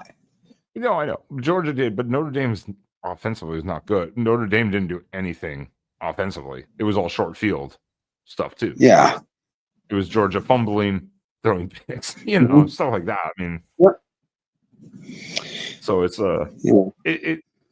yeah. I don't know if there's how to fix it, but it definitely made the season very interesting. Let's put it that way. I think you just put the teams like you don't give that necessarily the automatic bye to the champions. You just rank the teams in it 1 through 12. Like you give the automatic berths to the conference champions, like 5 conference champions, whatever it is, and then you have the 7 at-large teams, and then you just rank them and then fill them in on the bracket, and you end up with a much more balanced bracket than you had this year. Oh, is this David Wood? Is this who I'm thinking this is? David Wood? Is this David Woods? Probably not because he doesn't have an S. I know, but I'm like, hold on. This can't be David Wood. This can't be David Wood. It's just kind of an interesting thought here and the way he's commenting on stuff. This can't be the guy from the podcast of Champions. David Woods. No. I was like, this can't be David Woods. David Woods wouldn't be wasting his time on here. That'd be funny though if he was. I'd be like, yo, David, let's call me. The playoff definitely made this year interesting. What do we have? We're only at 6 bullet points. We're so slacking over here. No, but I mean, like the big points are way more important than anything down the line, anyway. So, I mean, we had the realignment and this expanded playoff. I mean, like those are the big things from the season. Oh yeah. The whole reseeding, the whole issue of that.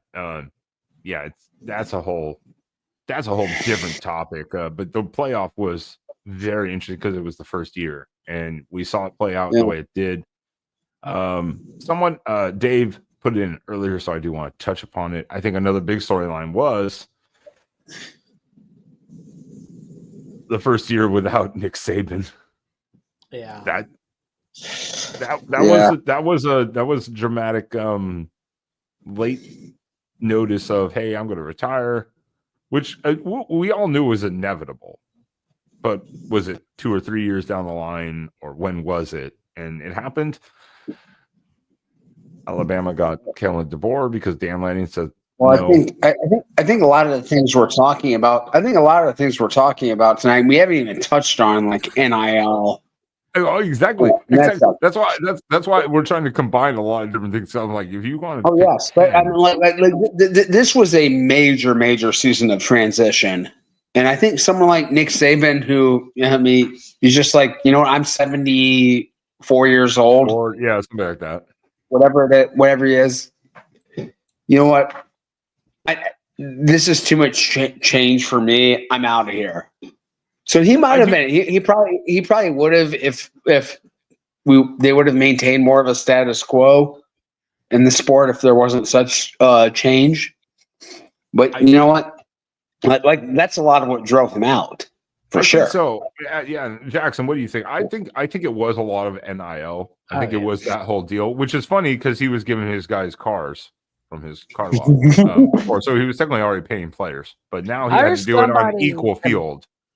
I heard somebody compare it to the weed dealer being pissed off about weed being legalized because now it's every man for himself.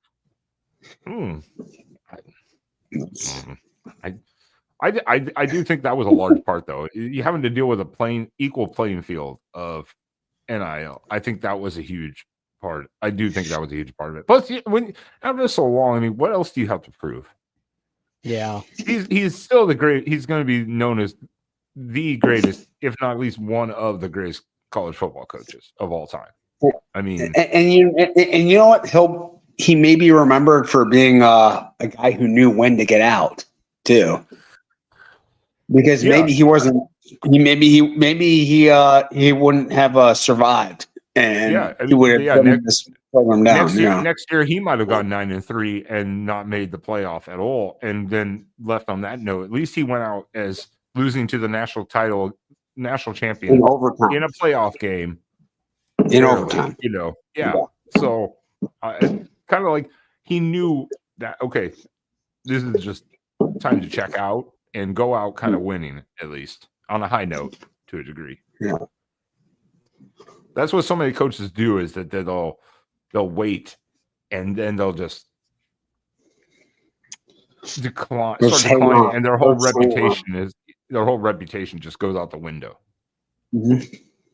So I think I mean, like Bobby Bowden, like his reputation isn't done, but like we saw what he was the last 6 years of his career.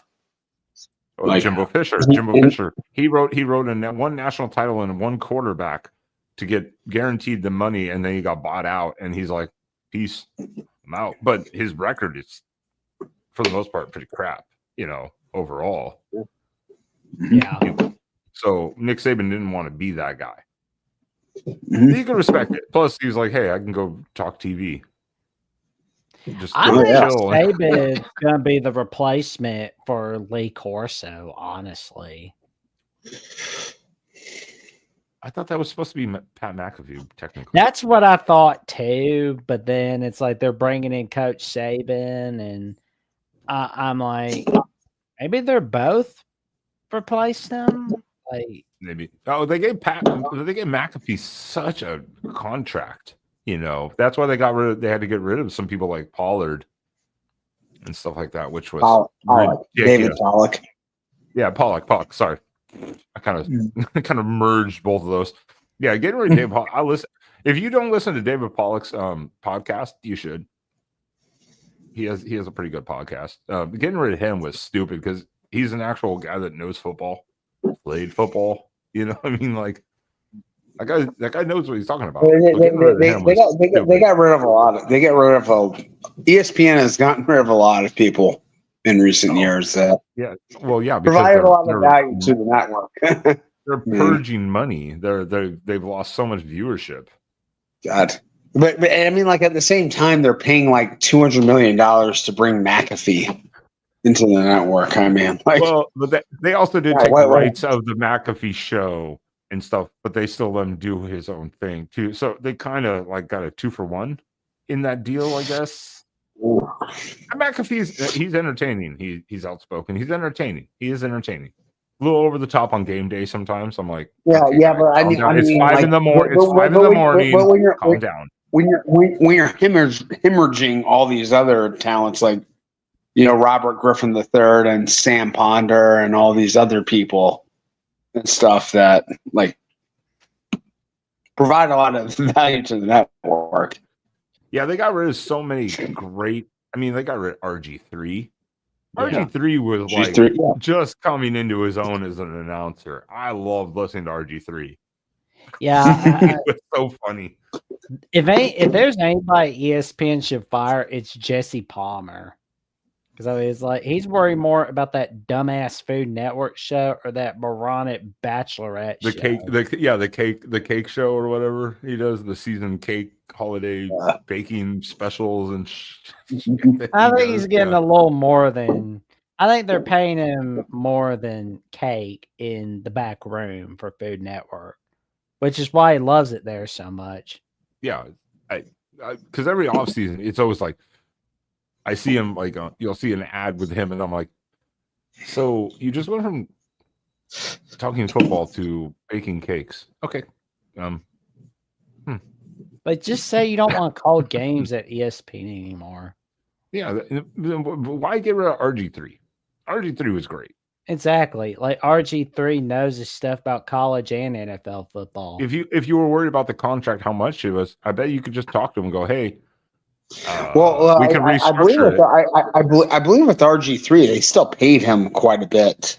I know, but they could just talk to him, restructure the contract. If they say, "Hey, instead of $3 million a year, we need to save a little money. We're going to pay $2 million a year." RG3 would have been like, "Okay, cool." He has money. He's not broke. Exactly. $2 million a year, taking $1 million cut or something like that is not a big deal. David Pollock has money. He would have taken the cut. They just axed him. Fucking idiots. Anyways, all right. So I think the other storyline of the year is, of course, 13-10, and the impressive transition that Ohio State made. Oh, Sean had to disappear there. He can't relive it. He can't relive it. The impressive transition that Ohio State made throughout the season, not just once, but twice. You start off 5-0, you go on the road, you lose to Oregon in very epic fashion with a slide. You change things up. Then you get absolutely pretty much brutalized in a very physical manner by Michigan. A bad, not a great Michigan team. I won't say bad, but not a great Michigan team. And then you transition. Ohio State transitions again to go on a run and win it all. Very impressive. Very impressive. No one can doubt that. No, very impressive. Yeah. And didn't win the Big Ten title or play for it even. No.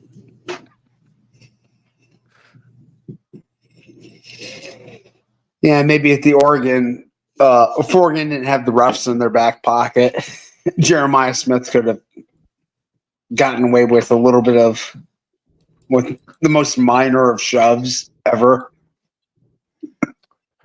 Hey, that's one of those. That's a freshman thing. And even the announcer said it. I think they said it on that game. They're like, "Hey, that was a freshman mistake.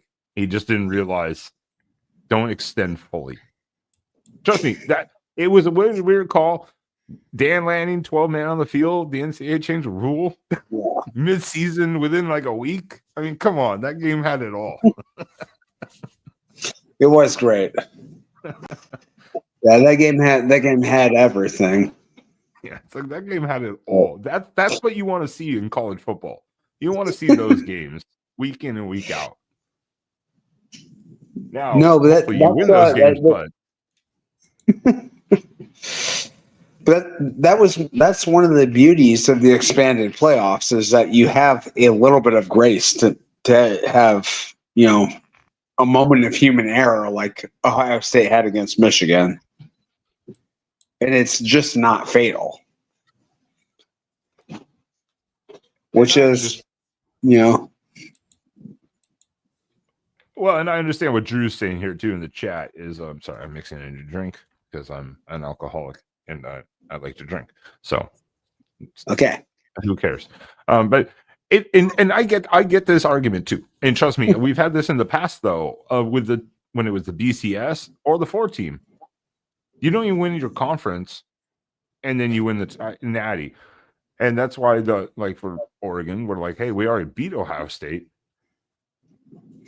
Then we lose to Ohio State, and Ohio State still wins the natty, and we won the conference, and we beat the whole losing to your rival, but winning it all. That I did, 2017. I remember where that happened to Alabama, where we lost 26-14 to Auburn, and then we won it all. Although, to be honest, I wanted to see Auburn win the SEC title against Georgia, so that we could have Alabama and Auburn in the playoffs, and then Bama could have a shot against Auburn for revenge in the playoffs. But I don't think Alabama would have made the playoffs if Yeah, that they would have would. happened. Because Alabama was reliant on the Wisconsin Ohio State game. They weren't reliant on Auburn, Georgia. Well, and So, specifically, wait, Auburn probably would have been ahead of Georgia. Auburn probably would have gotten that last spot ahead of Bama. Well, no, because Auburn, the winner of the SEC title game was in. The winner of the ACC title game was in. It all pretty much hinged on the Big Ten title game. If Wisconsin had won, because they were unbeaten that year, Ohio State was 10-2 that year. Yeah. Alabama was 11-1 that year. Well, let's put it this: look, Ohio State had an amazing season overall. They had a couple hiccups, the Oregon game, and then of course the Michigan game specifically went on a run and took out multiple good teams in the process. I think the other storyline, though, for a note here, I don't know what count we're at yet. I just put top 10. We're probably at like 8 or 9. I don't know if we're going to reach 10. We might go over 10. Who knows? The worst loss of the season and still makes a run and makes the national title game. Mm-hmm. Notre Dame losing to... How do you lose in Northern Illinois? Oh, God. I'm sorry. Oh, my God. That is arguably, easily, not even arguably, I think that is literally the worst loss of the season. Has to be. Dumb. It is one of the most confusing results looking back on it. That was the game that you saw Marcus Freeman on the sideline looking kind of like Ryan Day after the Michigan game, where they just looked clueless. They were like, yeah. What just happened? What happened? Like, absolutely, like no idea what absolutely just happened. And the funny thing is, what I think set Notre Dame on a projection after that is, it was funny, is after that game, the coach of Northern Illinois, his name is escaping me right now, talked to Marcus Freeman about Thomas Hannon. Okay. Yeah, because he was on the Dan Patrick show. He was on the Pardon My Take show. He was on the Jason Whitlock show. And I think he was on Rich Eisen. He was on like every show I could find. Well, a few days after. It was also a really, really good running back at Northern Illinois in the early 2000s. So he's a good coach. Northern Illinois is in a rebuild, but I think after that game, I heard it the other day, is that he actually talked to Marcus Freeman following the game, talking about like how to win games or get over losses and stuff like that. And then Notre Dame goes on a run. So maybe the little pep talk between coaches works, because Marcus Freeman's only in his third year, as a head coach. Well, if think about, like, he's only in his third year, and he's had like a few just unbelievably horrific, inexplicable losses. Marshall and Stanford, and almost to Cal. Yeah. Also, all at home. This is a Notre Dame special. They have like one loss a year where you go, what the fuck? Literally. This is Notre Dame. This is what they do, unfortunately, in a way. Note to self, find that game that will be that what the fuck loss for Notre Dame. Oh, how many F-bombs is that, by the way? I don't care. I have not dropped one tonight, I don't think. We have been very, very sparingly tonight. We have been very sparingly. Very sparingly. Yeah. Yeah. It's a Notre Dame special, but the run they went on after that to then take out Indiana, which we haven't even talked about Indiana. That's a storyline all its own. They took out Indiana. They took out Penn State. They made a comeback, took out Penn State, which Penn State really screwed that game away. They took out Georgia, Georgia, and then Penn State, and then made a game against Ohio State. They did end up making it a game at least, but came up short. Ralph, you can't count. Well, that many F-bombs not been used tonight. Yeah, nowhere near. Only two that I know of. I think we're about like 7. Oh wow! I think we're like 7. I think. Has anybody said G? Like, I don't think anybody said GD tonight. I did a few times. Oh man! If Spaz was in here tonight, there'd be a lot more than a few times. Yeah, I think he's still recovering from his sickness. He said he was feeling better last night. How's he feeling, my live stream. man? Yeah, he said he was feeling better last night. Is that the 34-0 flu that he's still getting over? I don't know. Maybe it's a late effect. Yeah, maybe he rewatched the game and got sick. I'm not sure. Yeah. Yeah, let's talk Indiana. Let's talk Indiana because as our buddies over on the podcast of champions will say, Cignetti knows the score and Cignetti kills. Oh man! And Cignetti killed everyone on their schedule this year outside of Ohio State and then Notre Dame. That was a fun storyline to watch this year. They were 11-2. That's a great season for Indiana. Are you kidding me? Oh, that's the best season they've ever had. Yeah, by far. I mean, it's not close. Well, no, I've never rewatched the game, Ralph. I don't. Why would? Yeah, it's like, why would I? Absolutely. I think I watched the highlights. I watched the highlights once, and it looked like most of the Oregon's highlights throughout the season, where people were like, if you watch reactions of those games, people are like, "Is the other team playing? It's just Oregon highlights. What the hell?" Well, that game is just Ohio State highlights. God. It was like the opposites. Indiana. Craig Cignetti, though, next year is going to be so interesting because this year, what did he bring in? 26 transfers? Yeah, something like that. This year, he's going to bring in another 20 plus transfers again to refill, including Cal's quarterback, Mendoza. Can they do that same? If he does the same type of year this year, like say next year he goes 9-3 or 10-2, I will say Cignetti might be establishing himself. So next year I expect him to kind of take a little dip, but can he establish himself? Next year will tell a lot. But this year was amazing for Indiana. Gentlemen, would you like to take it'll be interesting because he's not bringing in nearly as many players that he's familiar with. It's not going to be a lot of James Madison. But that's it. Last year, he knew those players. So this year, it's going to be different. That's why I say this year, I expect a dip, but we'll see how this works. Oh, my God. I found my new team. Look at that. Non-conference. Oh, that might be the ugliest non-conference schedule I've ever seen in my life. I think I found our new team. Indiana State Sycamores. Oh, God. Indiana State Sycamores. No. Is that going to be the new Merrimack? I thought Montana State was the Merrimack for the voice of college football. No, definitely not Montana State.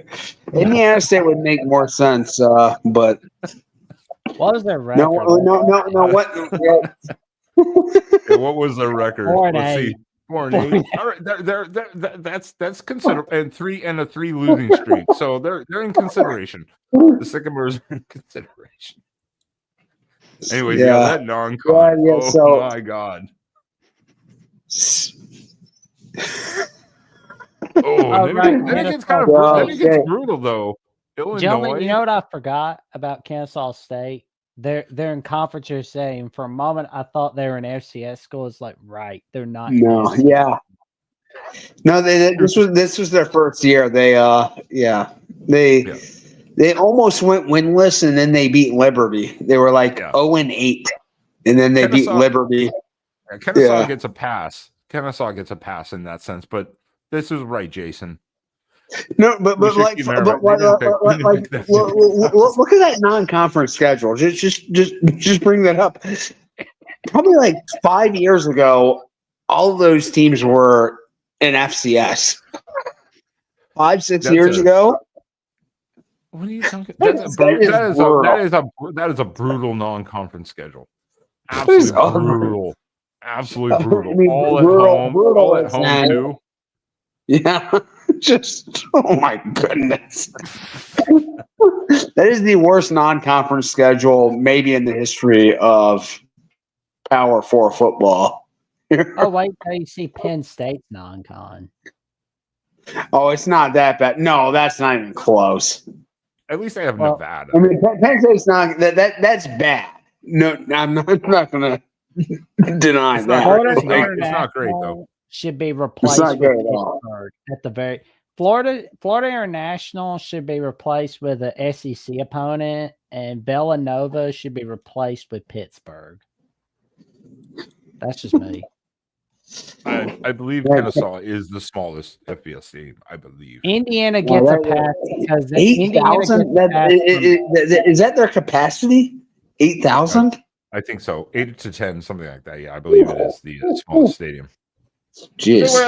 They were FCS. They're a small school, so I believe they are the smallest though. God, I mean, this non-con for Indiana. Oh God, if they don't come out of this 3-0, just throw away the season. Just throw away the season. Yeah, but they do start off kind of hot in the conference. Caleb Johnson. May I have my $5, please? Caleb Johnson. Who's that? He's a quarterback from Kennesaw State. Oh, I couldn't even have done that. Yeah, I couldn't even have done that. So. But they do say $5 if anyone can name a play on Indiana's non-con schedule. True. But they do start off after this. They get the warm up. They get a warm up though. But then they start. Their season doesn't start off easy though. They get Illinois and then at Iowa and then Oregon after a bye. That's not a easy start to a season. Because Iowa's going to be better next year. This was kind of like a Iowa year. Well, and the fact of the matter is, anytime a top 25 team goes to Kinnick Stadium, it's always ugly for them most of the time. Yeah. Oh, yeah. And everybody's going to have their eyes on Penn State, Oregon, and Alabama, Georgia on that day, but not enough people are tuning into Indiana, Iowa for that week, I bet. Besides, that's funny. Nah. Sorry.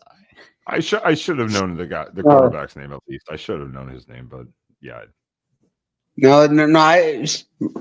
Funny story I have about Indiana State. One time I was watching my brother play tennis, and he had a tournament in Indianapolis. My family lived in Dayton, Ohio, at the time, and I rode with my uncle to go back home, and we ended up in Terre Haute, which is on the Illinois border, because he got on the wrong highway.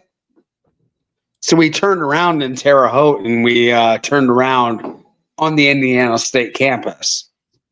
And that is my entire, and then we had to drive. Yeah. So Terre Haute's about 2 hours west of Indianapolis. So that's my experience with Indiana State's campus. Well, in Indiana, again, their non-con is, it's a joke. It is a joke. This was scheduled years beforehand. This is not like the players' fault or Signetti's fault. This was booked years ago. And then also they had to do changes to non-con because of the realignments too. So you had to fill spots potentially. Indiana's whole goal as a program is really get to a bowl game every year consistently. But taking on Illinois immediately after that, they return a lot of good guys. Iowa was not going to be fun. You have to go to Oregon. Michigan State should be improved. You have to take on then UCLA, which I don't know what to make of UCLA right now. I don't know if they're going to be better or worse. I have no idea. Well, I mean, like they looked dead early in the season last year, but then they showed some life, and they kind of surprised. 100%. UCLA improved dramatically the second part of the season. Mm-hmm. But at Penn State, Maryland, we'll see. Wisconsin, this is a huge year for Pickle. I was thinking Iowa was like Ferentz. I'm like, He kind of looks like Adam Sandler. Mm-hmm. Oh yeah, Happy Gilmore 2 comes out this year. Oh yeah, on Netflix. Why would you make a 25 years later or whatever? Anyways, so Indiana, 29 years later, but yeah, whatever it was. Yeah, God damn it. We're not going to go off on a Adam Sandler Happy Gilmore rant. I could do that all day. But anyways, Indiana was the story of the year. Was definitely one of the top stories of the year for sure. What about Syracuse? Oh yeah, look at the return of Syracuse in the orange. Yeah, when people were watching like Syracuse, Stanford in week 4, nobody was really thinking, "Oh, well, that team can go 9-3." Afterwards. Right? They lost to Stanford. Think about. Let that settle in quickly. How about the ACC? Would they go 2-11 in bowl games this year? Oh yeah, and one of the wins was because Washington State basically like had half a roster and no coach. No coach, yeah. And Washington State put up a fight that first half. Yeah. They still put up a good fight that first half. I was impressed. I was like, because I thought it was going to be a blowout. You know, Stanford. Like, oh man, like Stanford's wide receiver Alec Manor. That kid is a draft steal, man. Like, I mean, he's like, you want to talk about Friday Night Lights? that man, that boy, that young man, he was a boy who became a man on Friday nights, especially when Stanford made that comeback against Colorado on Friday night. And when he was bringing up those stats, making it a ballroom blitz on that Syracuse defense. Yeah. Friday night college football where boys become men. What's I hate to do it. Maybe it's just because I'm tired. The coach they just hired, they got rid of Dino Babers. They brought in their new coach, Fran Syracuse. Brown. Thank you. I was getting confused. I was mixing it up in my head. That's why I was like, I'm not going to butcher it. Thus far, really good hire. And Kyle McCord, hey, Ohio State, let him throw the ball. Because apparently he can throw the ball pretty well. And he doesn't have the receivers that Ohio State had. Well, I do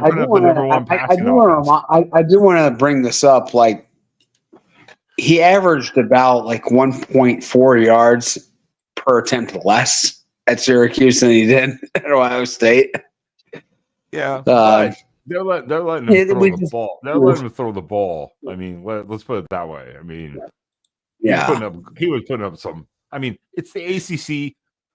Defenses are questionable. Obviously, he had that like 4-pick game against Pitt. That was bad. That was bad. Yeah, I'm gonna be honest. Ralph is right here. Fran Brown is he's one of the sharpest minds in the game. He was a ace recruiter at Georgia, brought a lot of Northeast talent down to Georgia. Let's see if he can be a guy that can actually build and sustain a program in the North, a power program in the Northeast. I think that would be great for college football if they could, because that whole area, that part of the country, which is the most densely populated part of the country, has been basically a college football wasteland for 20 years now. I mean, it would be great. Bro was named the #1 recruiter by 247 Sports for 2023. Yeah, Right. Syracuse is like He Rutgers. could Like get- no one up there cares about college football much. But so if Fran Brown can bring back some love for college football in the Syracuse area, they want it. But They just need to be consistent. they will care a lot, and that's a great part of the country to great part of that area to maybe do it in that Western New York. Like they don't have that much going on there. They've got the Bills, and not a whole lot else. I mean, like if you can pick off a lot of like the northern Pennsylvania, the New Jersey, New York players. I bet you he can find a hidden gem in Augusta, Maine. He's that Augusta, damn yes. good of a recruiter. Right, for sure. Hey, Maine is remember Maine is is it Maine? Oh, I'm sorry, it was New Hampshire. Maine. You can maybe he'll go to New Maine's Hampshire one and of find our some, 50 states, man. You should know. yeah, but this. maybe he'll go to New Hampshire and find some gems. I mean, there's a couple gems that there have you come out of New Hampshire. I mean, they both have a national title ring now. There you go. Yeah. They do. Rhode Island. They do. They sure do. You're right about that. And they won one together. Yep. Exactly. So, And I mean, he can go on the road to Rhode Island to find some hidden gems there as well. We're off on the road to Rhode Island. We're certainly going in style. Good time of our lives. I like how the chat was just like Syracuse. Like, yeah, this is a national show. We have to talk love to all the teams. And Syracuse was it was a good story this year. Syracuse was and Fran Brown. And if great. you It was a have good any story. recommendations for a Syracuse host for the Voice of College Football, email Mark at markrogerstv@gm.com.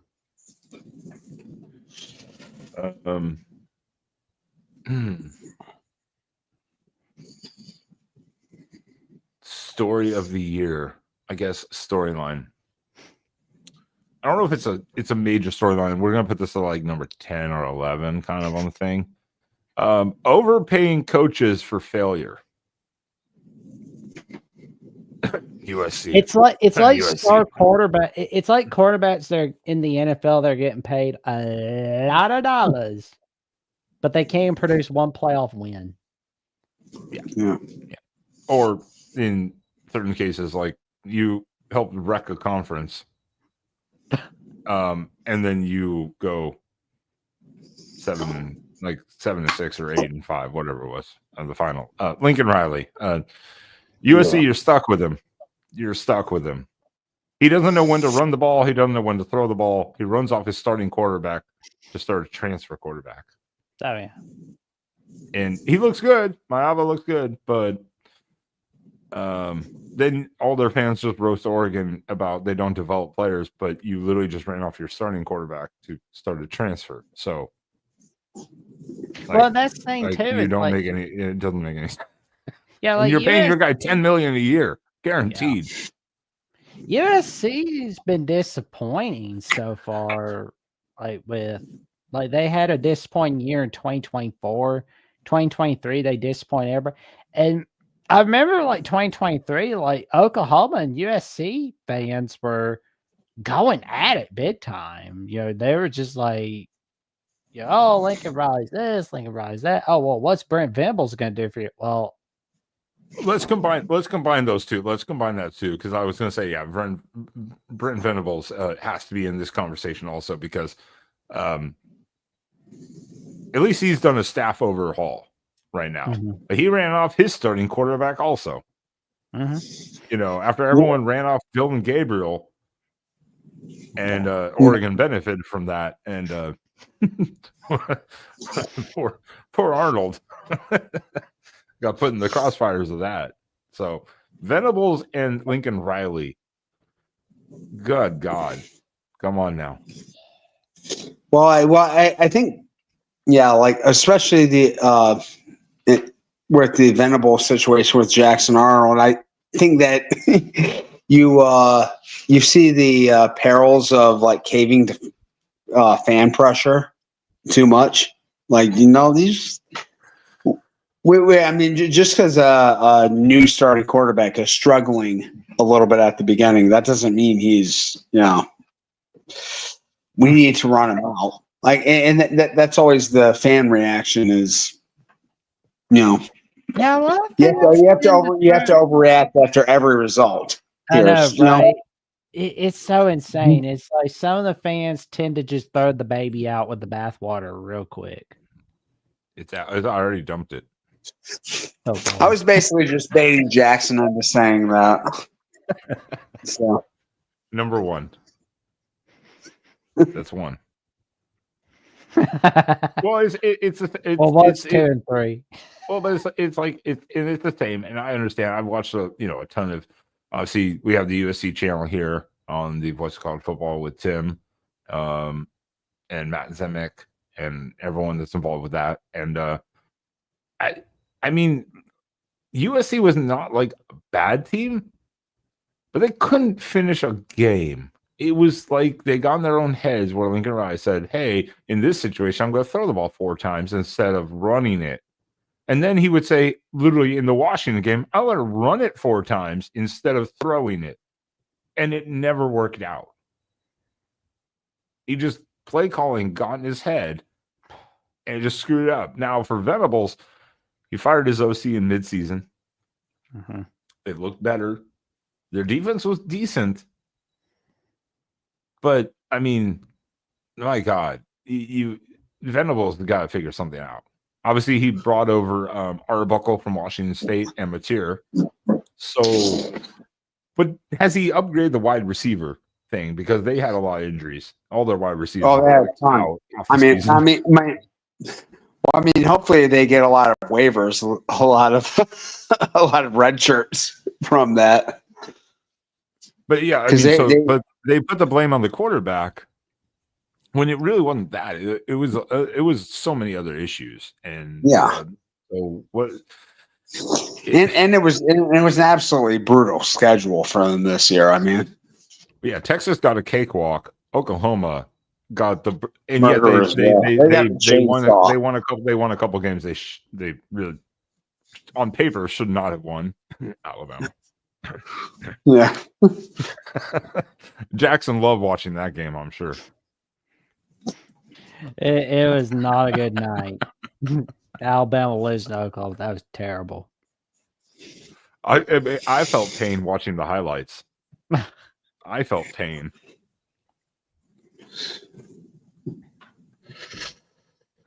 But yeah, so coaches are underperforming. Obviously, there's Venables, there's Riley.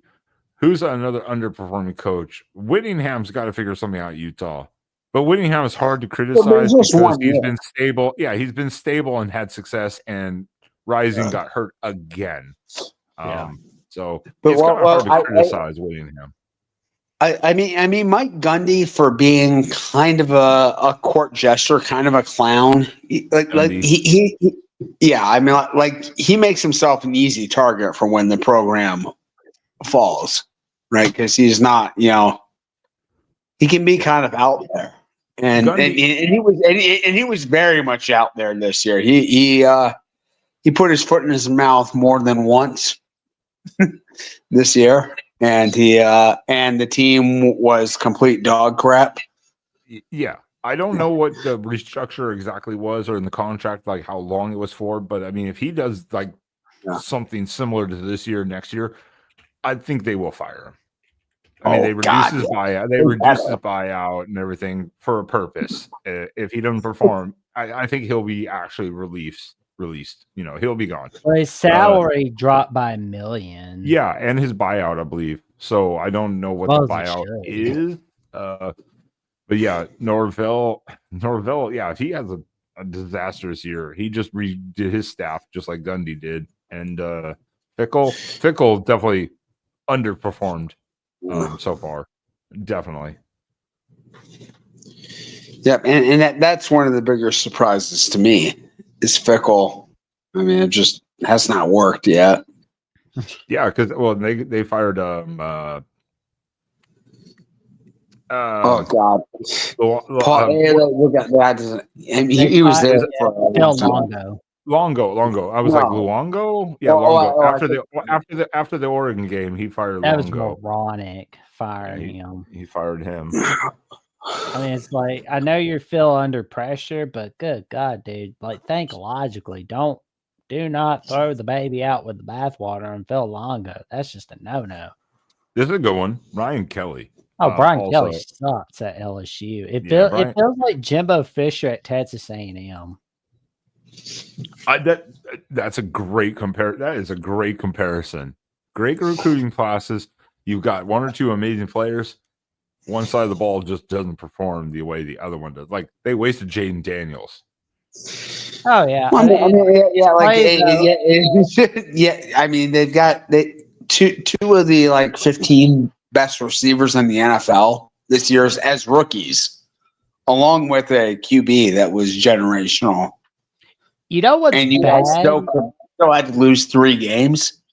And Nussmeier is a good QB. I don't want to downplay, but the defense sucks. So you got to fix it. You got to fix both sides, dude. So yeah, Brian Kelly though is definitely in the underwhelming performance-wise, because as he said, I didn't leave Notre Dame because of struggles. I left it to go somewhere where I can win a title or something like that, along the lines of that. And he is not made the playoff, period. Oh yeah. So he is underwhelming. NC State, I don't know if NC State maybe underperformed, but what is NC State's real expectations? It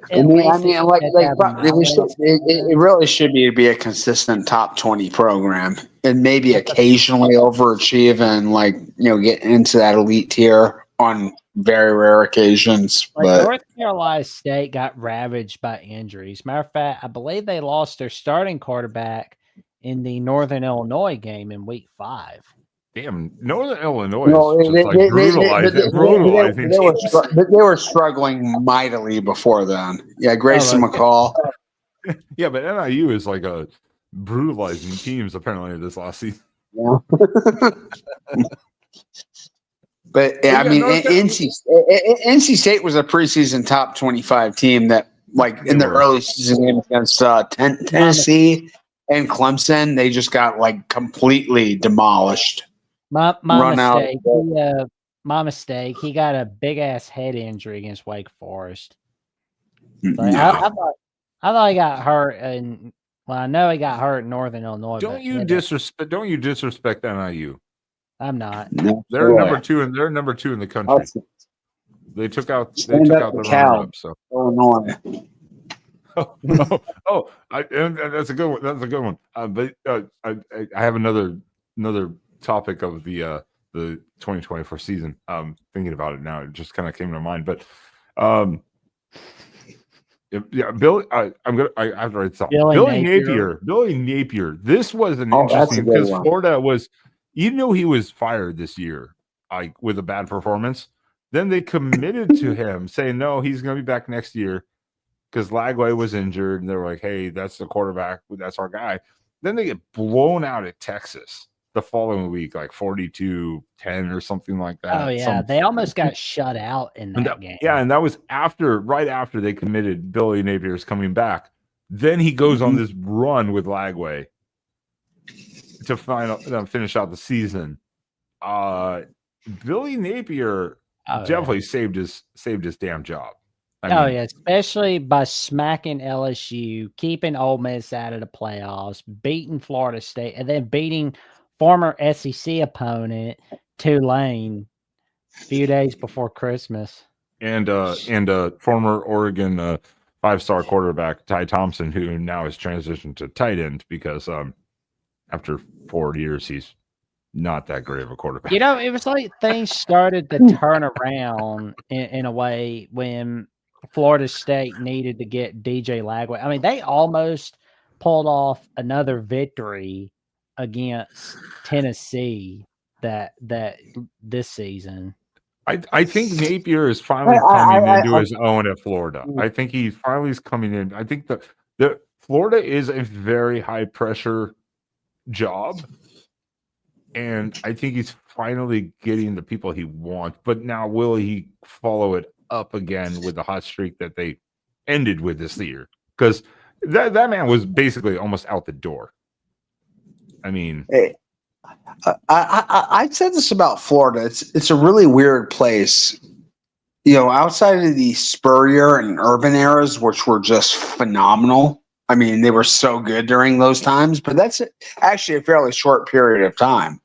This has been a completely mediocre average program. what the fuck is on that schedule? There's another F-bomb. Shark? What the hell is that? Do I see a Long team called the Island University. Sharks? That's the Long Island. That's Long Island University. Yep, Okay. Long Island. Maybe we found our new team. What is the Sharks' record? The from last year? Long Island Sharks. What is their record from last year? This might replace Merrimack. 4-8. 4-8. God damn it! No, they're on a win streak of 1. So no, screw them. Yeah. So they've got. But hey, maybe if they beat Florida, maybe they can be. Oh my God! I swear to God, Billy Napier will be fired right after that game. Like the athletic director will meet him on the sideline before he can get back to the locker room if they lose to Long Island. Their schedule is not very nice next year, though. I also wonder how many Sharks are there in Long Island? Like, that's kind of false advertising in that name. There's no Sharks go up that north. They're not. Maybe they want to be. Maybe they want to be the only ones. Let them be the only ones. God damn! Why are you being such a bitch tonight? Yeah, Florida's schedule is not very nice next year either, though. At LSU, at Miami, with the new defense should be improved. Texas, at Texas A&M, you get Mississippi, and you have Georgia, Kentucky, Ole Miss, Tennessee, and then Florida State, which could be improved. That's not a nice schedule again this year. That is not a nice schedule for that Florida. Tennessee game looks like an easy. It looks like it could be an easy victory for Florida because they always win anytime Tennessee has to go to Gainesville. It's true. But that's not a nice schedule. Again, this year was not a nice schedule to them, or last year, and then this year doesn't look any more favorable for them. Kentucky right now, they look like they're closer to having a drink at the Long Branch with Miss Kitty than they are having a 6-win season. Kentucky, I mean, for Kentucky fans, hopefully, like, they're real in here. Hopefully, they're better next year. Well, I mean, like the non-conference here, you got Toledo and Eastern Michigan. I mean, those aren't gimmies. No. That just means one thing. I'm just going to put my money on Eastern Michigan, the underdog, on the points against Kentucky. Yeah. That's fair. You're not going to have balls and put it on the money line. That seems like a classic Eastern Michigan upset spot. I will say, if Kentucky loses to Toledo or Eastern, Jarrell will immediately go, is it basketball season yet? Because he will know that the season is already done. It's already done. Yeah, it's already over. Because Louisville at the end of the season again, Jeff Brom, Louisville will play. So, and Vanderbilt with there's another storyline we haven't talked about. Diego Pavia and the extension rule for JUCO. Okay. Yes, Diego Pavia, the captain, the warrior of college football this year. Captain. You can't not like Diego Pavia, dude. From Rio Rancho, New Mexico, Diego Pavia. Yeah. And Vanderbilt, nobody's tried to get him to come. Honestly, I mean, because he came from New Mexico State. Well, and as a transfer from New Mexico State to Vanderbilt, and beating both Auburn and Alabama this last year, and beating Auburn last year at New Mexico, he is officially the king of Alabama. I mean, it's true. It's true. He is literally the king. You know, I would say that Florida State should consider getting him, but they already got Thomas Castellanos for 2025. That was an interesting choice. I mean, I know he got injured, and that's why he got benched at Boston College, but Castellanos was an interesting choice. He showed potential, but the injury thing kind of is curious. Raises some questions. I think it's interesting for Castellanos. Like, did he not think he could get that job back? Because they straight up benched him. Yeah, they straight up benched him because of the other quarterback. I don't know his name. I'm not a Boston College expert here, but they just benched him.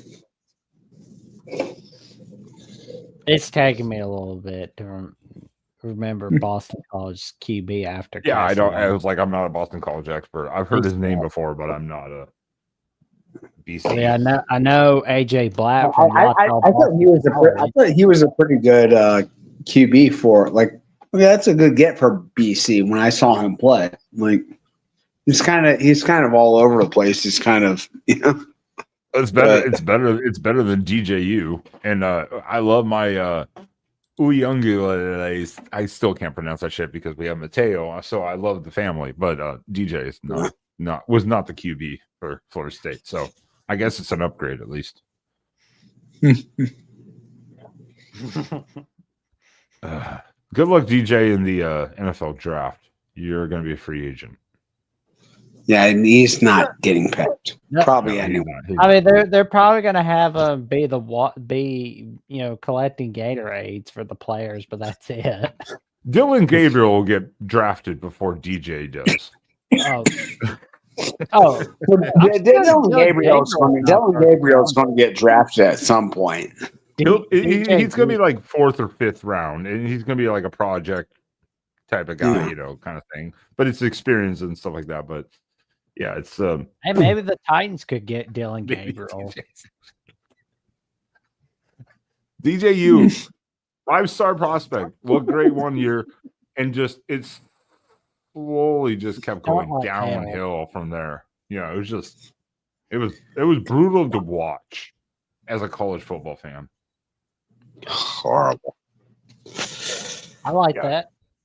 Yeah, this is it. I think that people have seen what Bo Nix is doing. Do you guys realize like Bo Nix is like 6'5"? He's a lot. He's like 6'4". He's like 6'4". He's a lot taller. Gabriel's like 5'10" and a half. Yeah, like that. He's a lot taller. But they've come from the same system now. But you see what Bo Nix does, so you kind of can somewhat equate maybe the potential of it. I think that's kind of thing. Gabriel's like 5'9". Yeah, I think he's like 5. I think he's like 5'10" flat. He's not tall. Yeah, he's small. He's not a big guy. Yeah, and he doesn't have. He's not like a big. He's not like Russell Wilson was about that height, but he had like real elite physical traits. Yeah, he's a little shorter than Russell Wilson, but he has less of an arm. Yeah, he doesn't have the greatest arm, and the offense didn't ask him to do it. But when he did do it, it was good. But they didn't ask him to do a lot. So, it's funny. Bo Nix couldn't cut in the SEC. That's coaching. I think that was coaching. That was a Gus Malzahn, and yeah, that was. Well, the funniest thing. Now Sean Payton's in charge.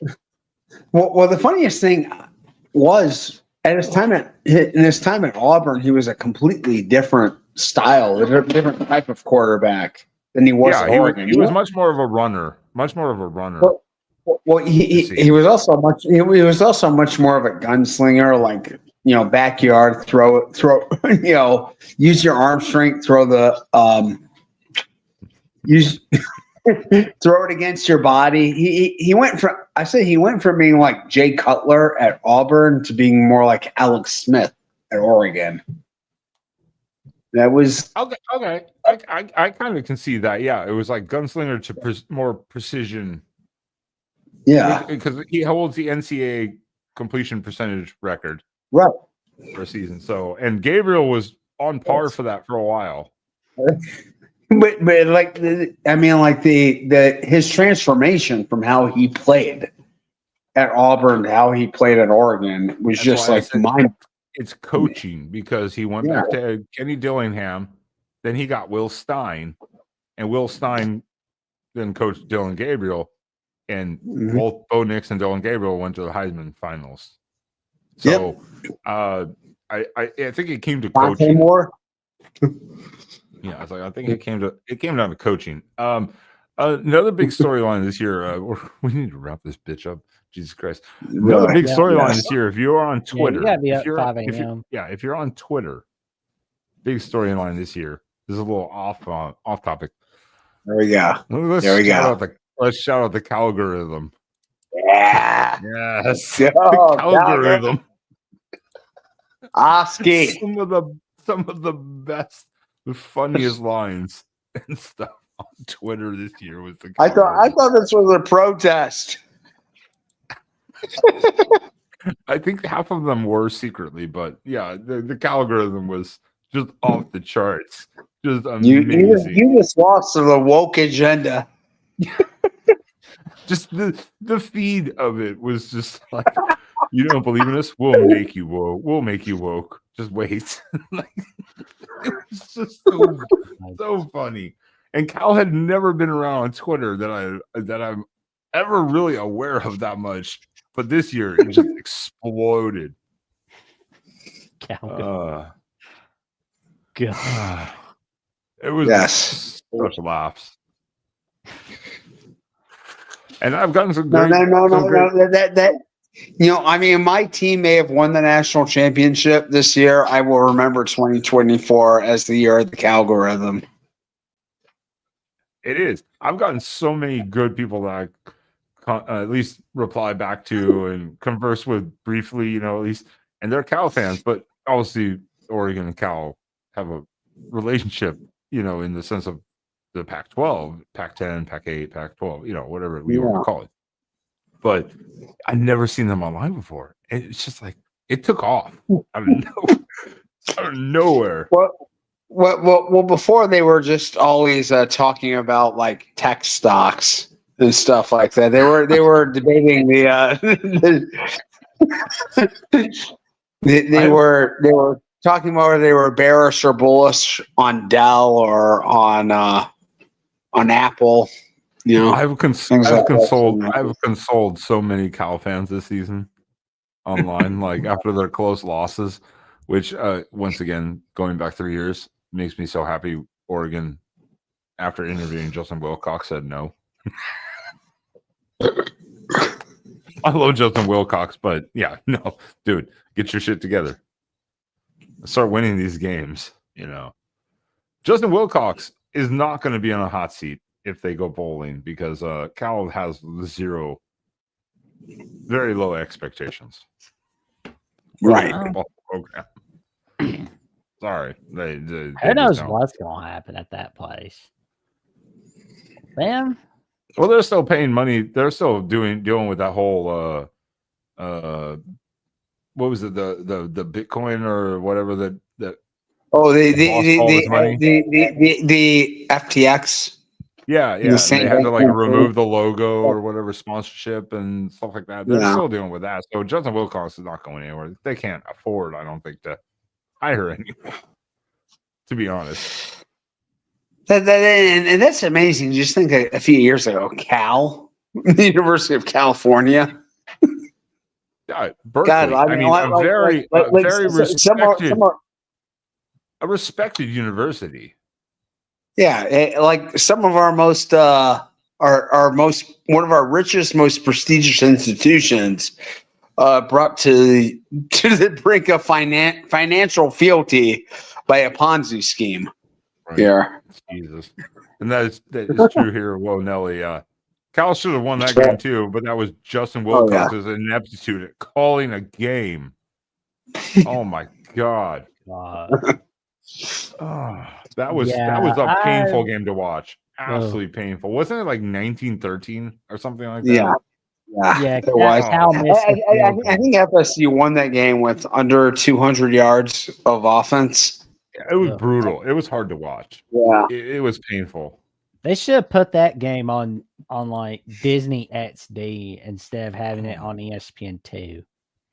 Oh wait, Well, kids will- that should have been a mid-afternoon CW game in between Veronica Mars reruns.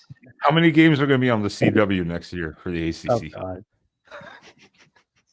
It's a CW curse. I It's feel like the crappiest another game- storyline. The CW curse. Oh The god, CW curse. well, it didn't strike SMU. That's true. That is true.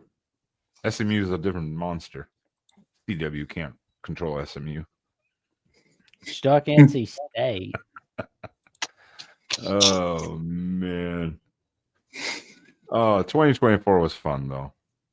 Oh, it was so fun. It was fun. It was fun for some teams. Well, I'll say this: it's one of my 3 favorite seasons of my lifetime. Well, obviously, because you got a title. That's why when I have Oregon fans going, 3 times.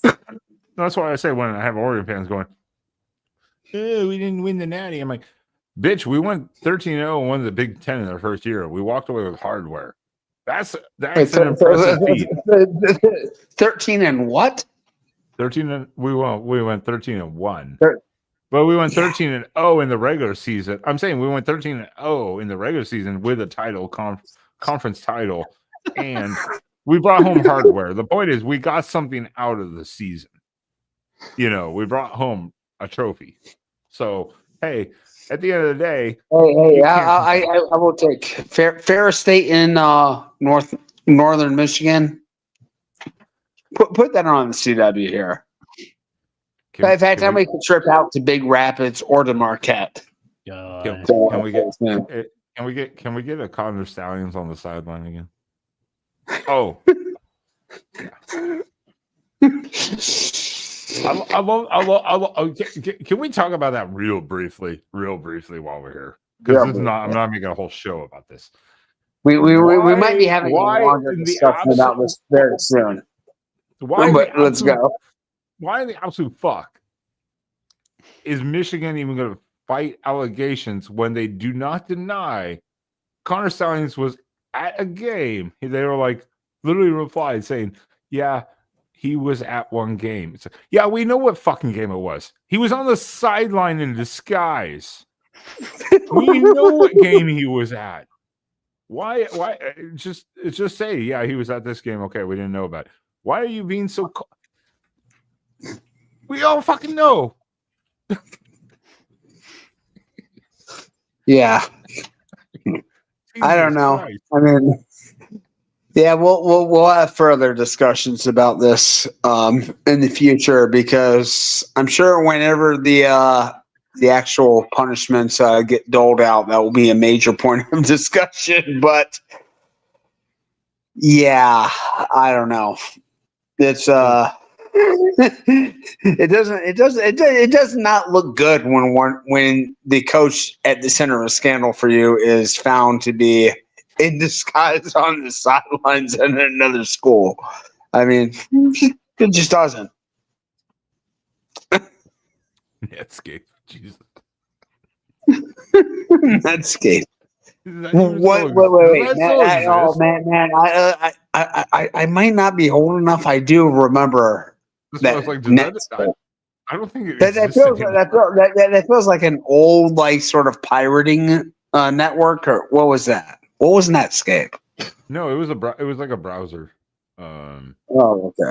Thing, but I don't think Netscape exists anymore. That's why I was like, I know it doesn't. That's like a 2007 reference. I can't remember. Oh yeah. That's 2007, 2008. Yeah, and that's about when it died. Is it illegal to coach 2 schools? You know what? That might be a good legal defense. I don't know. It really might not be. Ridiculous. Yeah, the Michigan stories. Yeah. Well, it was the 90s, yeah, but I think it died in the mid 2000s, somewhere in that range. That's when it Yeah, no, officially I remember Netscape. I'm 36. I remember like, hearing it, but it's yeah, I was so like, I'm vague. 38. I'm 38. I used Netscape before. But that's why I was like, that bitch died a long time ago. Or got bought over or some whatever it was. The Yeah. hell is Netscape? Shut up, Junior. Yeah, the Michigan story though is going to be funny. It's going to be fascinating to watch. It's going to be funny because there's going to be such a bitch fest between the NCAA and Michigan for a while. It's going to be funny. Yeah. I mean, let's put it this way: Michigan will not lose their title, but as I've seen some Michigan fans say, is no matter what comes out of this, we just don't want to have an asterisk next to it, the title win. And I'm like, that's probably what's going to happen. You're will do I mean, like, theme. no one has any control over there's an asterisk next to that. You're the only ones that can claim that there's not an asterisk because it will be there to everyone else. That's a good point. One of the favorite podcasts besides Mark Rogers, loved listening to Mark Rogers talk about football. Cover 3 talked about it. It's like, what do you do with the season? Like, how do you view it? Do you care? And Tom Fernelli put out a good point. He's like, they won the title. Who gives a shit? But at the same time, Danny Cannell and Chip go back, hey, but you have this, well, would we have? Question mark. You know, it brings up a very good question. Yeah, because do you want that lingering in your mind? I don't want to leave any ambiguity out there. Michigan won the national championship last year, period. End of discussion. In my mind. And again, the NCAA is not going to take the title away. The NCAA is only going to impose a bowl ban, a scholarship, and maybe a suspension of Sharon Moore or whatever. And that's the worst case scenarios. That's it. They're not taking the title. I mean, like they're going to be like very like judicious and very. I think they're really angry at Michigan as a university, but they also don't want to bring more smoke to the situation than is necessary. So they'll probably come out with a lot of like meaningless, and they'll figure out how many games they can suspend Sharon Moore for where it won't matter. You know, it's like, okay, you can't coach the game against Southern Illinois or something like that. You know, it'd be like something. Well, it was like last year. It was like, hey, you can't Harbaugh couldn't coach 2 or 3 games, but he could do practices. And Sharon Moore led the games, but he could still do the practices. So he was still actually coaching and coming over with the game plan for Sharon Moore. And honestly, like when you're a head coach, the only thing that really matters is the preparation. Once you take the field, like very little that happens. And then just halftime adjustments, which are a lot on the staff, which were already somewhat maybe pre-planned. Right. You see something different.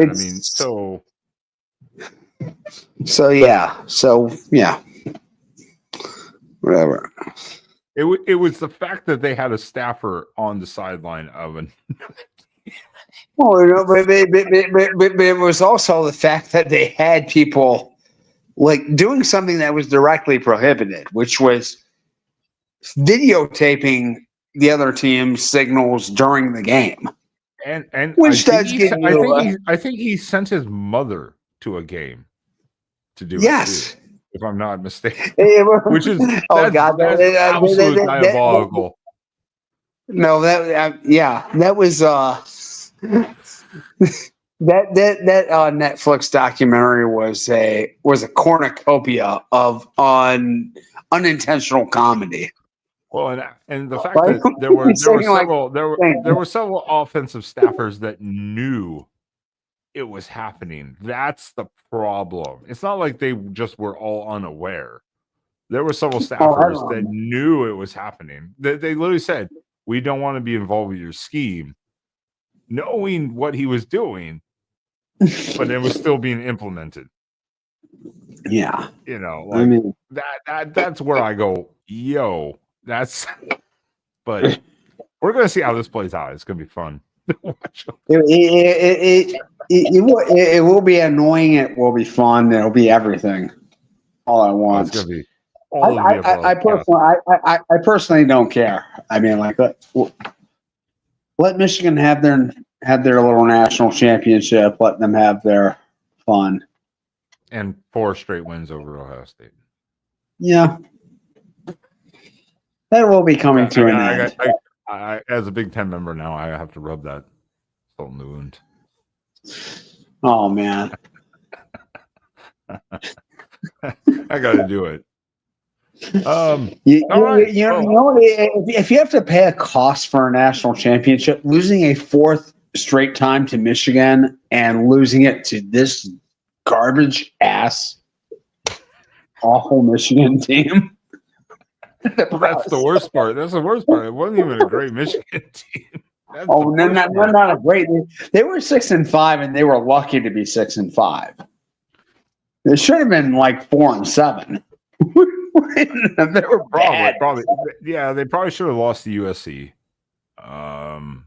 Yeah, could have lost to Michigan State. Could have lost to Minnesota. Yeah. I was trying to think of the game. Had 1 by 1. I'm like, yeah, they easily could have lost a couple others. Yeah. Oh, well, all right. Jackson, I see you in the background here. Let's do some business and let's wrap this bitch up. For $99.99 a month, you can come on in and become a YouTube member at The Voice of College Football by signing up for Voice of College Football Bets, where you can get the top expert picks from Mark Rogers, Steve Merrill, Steve Dace, and Matt Zimick. For $19.99 a month, you can come on in and become a Hall of Fame member, and what you get is discounted merchandise. For $4.99 a month, you can get access to a VIP hangout with Mark Rogers himself, priority reply to comments, and in return, all you got to do is pay $4.99 a month just by becoming an All-American member. For $2.99 a month, you can get a loyalty badge next to your name. In the comments and the live chat, you can put out any custom emoji that you want, member shout-outs, member-only polls, and all you got to do is become an all-conference member. For $9.99 a month, you can put out any content request of any kind. And you get to be on CFB After Dark Sunday nights with Ben and Friends right here on the Voice of College Football. And of course, if you love top-notch discussion, debate, and analysis, come on into the Voice College Football @Twitter account where you can get top-notch takeaways, including hearing about Florida hiring Georgia State defensive coordinator Deron Wilson, where he is the new defensive backs coach. And I can tell you that's a fun one. And tune in for the wild ride that's coming on Monday. Well, tomorrow, of course. I can tell you that's going to be a fun one. And where is the Voice College Football Instagram account? Aha, there it is. The Voice College Football Instagram account, where you can get top-notch discussion, debate, and analysis in all of college football. And friends, you're not going to want to miss a thing. And of course, tomorrow, well, technically not tomorrow, but technically today at 5 p.m. Central Time, 6 p.m. Eastern Time, is the Michigan, Ohio State, all-everything debate. It's a show you're not going to want to miss. And also, tune in to the State of the Voice College Football on February 24th, 5 p.m. Central Time, 6 p.m. Eastern Time, to see what the Voice of College Football has in store for you. That's right. That is right. State of the channel, State of the Voice of College Football channel is definitely something everyone wants to tune into. Once a year, annual tradition now. What is it? This 4th year, 5th year? He's been doing the State of the channel. I think it's the 3rd or 4th year. Ooh. It's always a fun time. It's a good show, great conversation, topics, everything. It is the one day of the year where he does not discuss college football at all. Yep. Yeah, it's literally just about progress of what the channel needs, all that stuff. It's a wide variety of topics, but it's a great conversation for 2-3 hours with community involvement, and everyone gets involved in it, and it's a great show. I really should write down like what I'm talking about sometimes, where it's like some stuff that I have written down, but some of the stuff I should have written down. Yeah, I'm the same way. That's why I wrote down the algorithm over here on my notepad, so I remember to bring it back up. Yeah, I mean, I usually have like notes for shows and stuff like that.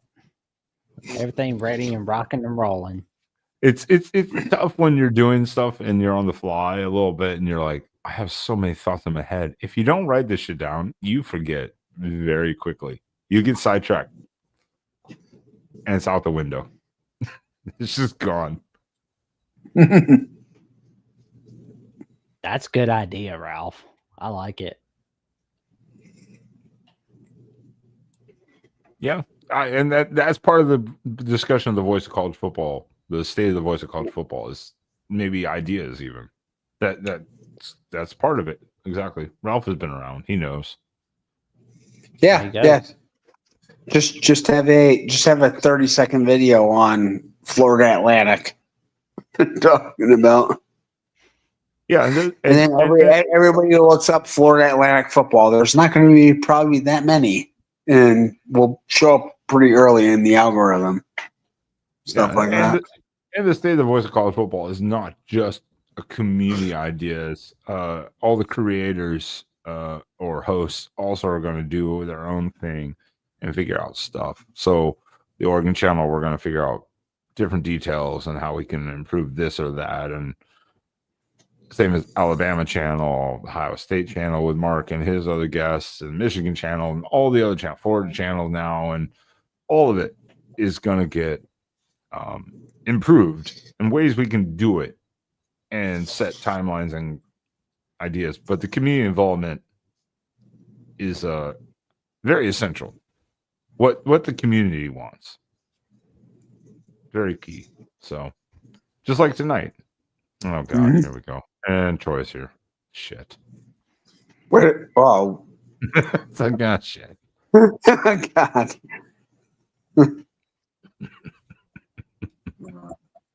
Damn it, Troy. Almost got away from you tonight. Jesus. One night. It feels like you're watching Monday Night Raw at like near the end there at the 2000s, and like just out of nowhere, like somebody like Stone Cold just shows up with a steel chair there, and that's what Troy is tonight.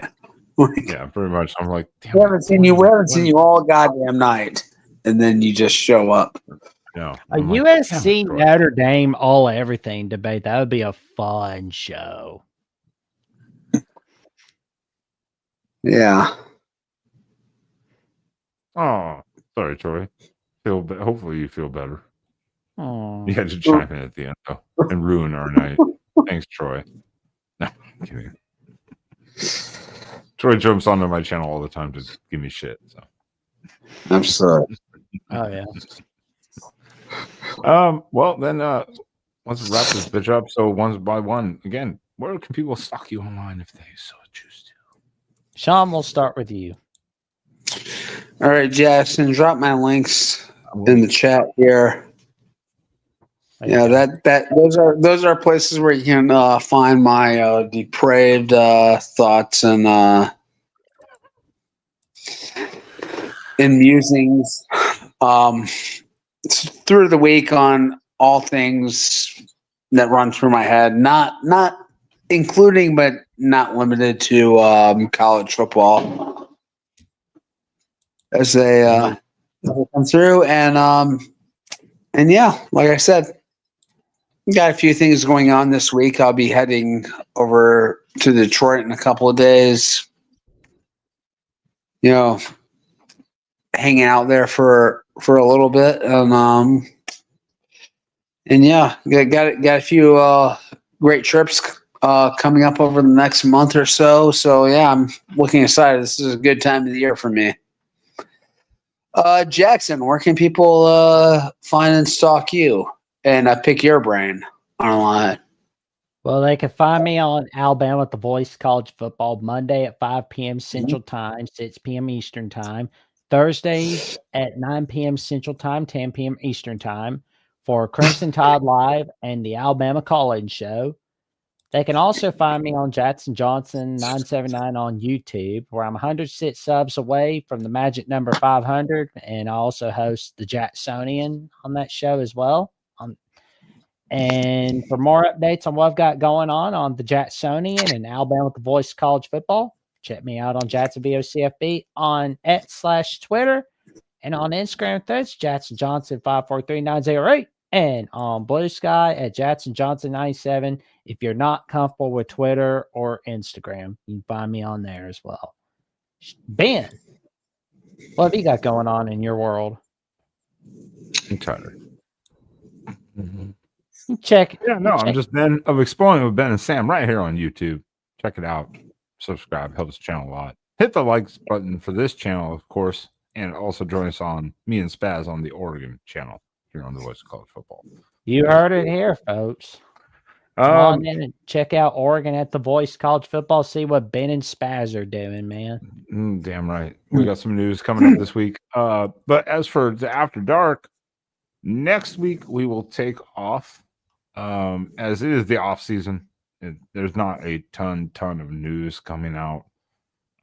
Everything's kind of settled down, other than some small shifts and movements with some of the staffs, but not a whole lot. So next week we will be off.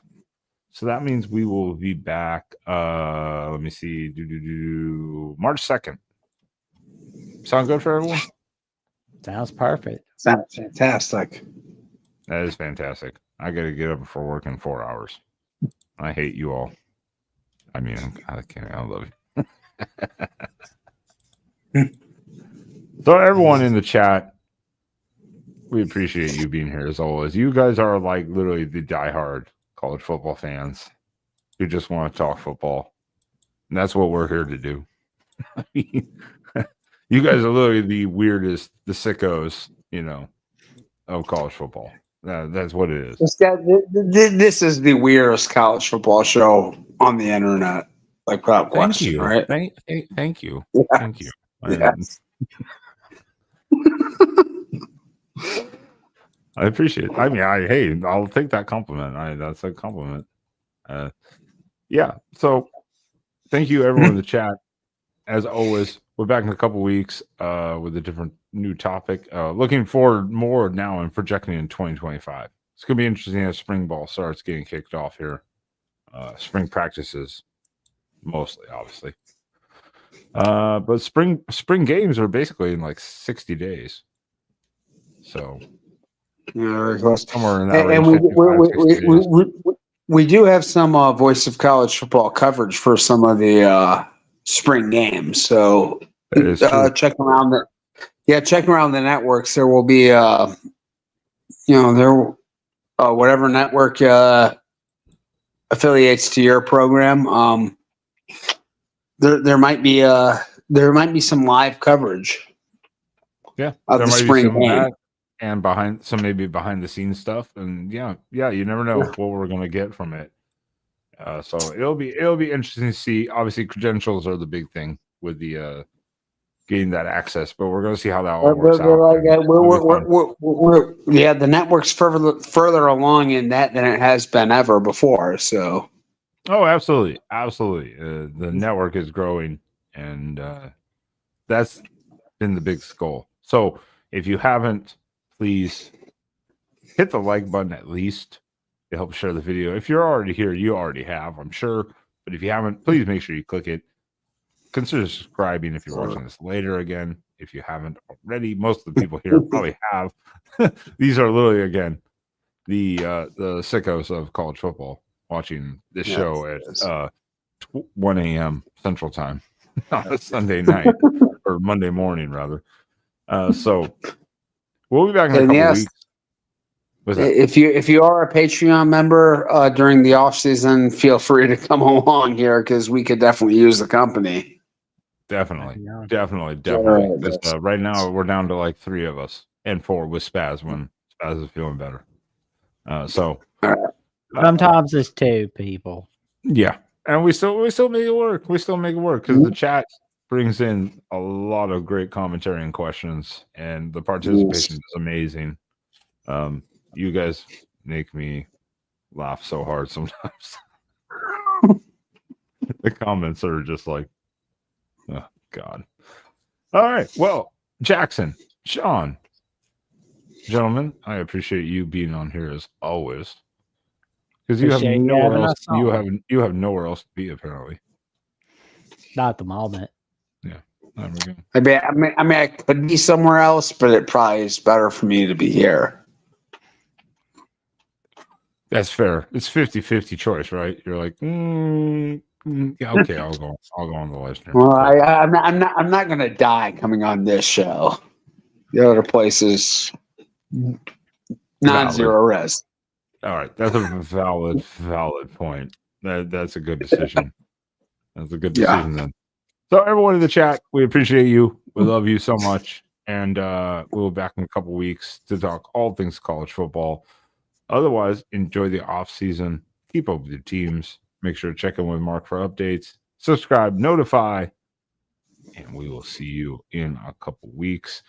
Other than that, they got rid of it. They got rid of it? No. It's in the wrong. I'm not in the right folder. Where Jackson? Where'd it go? I have no clue. I think he got rid of it. I think he got Are rid of you it. serious? All right. Well, we'll just have to do this the manual way. Jackson, give us the time. The line. Pop-Tart, play us out.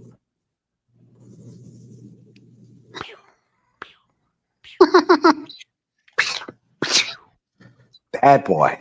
Well, they got rid of the video, so I'm doing it What? myself. I'm working hard over here. God damn it, Jesus! People are ridiculous.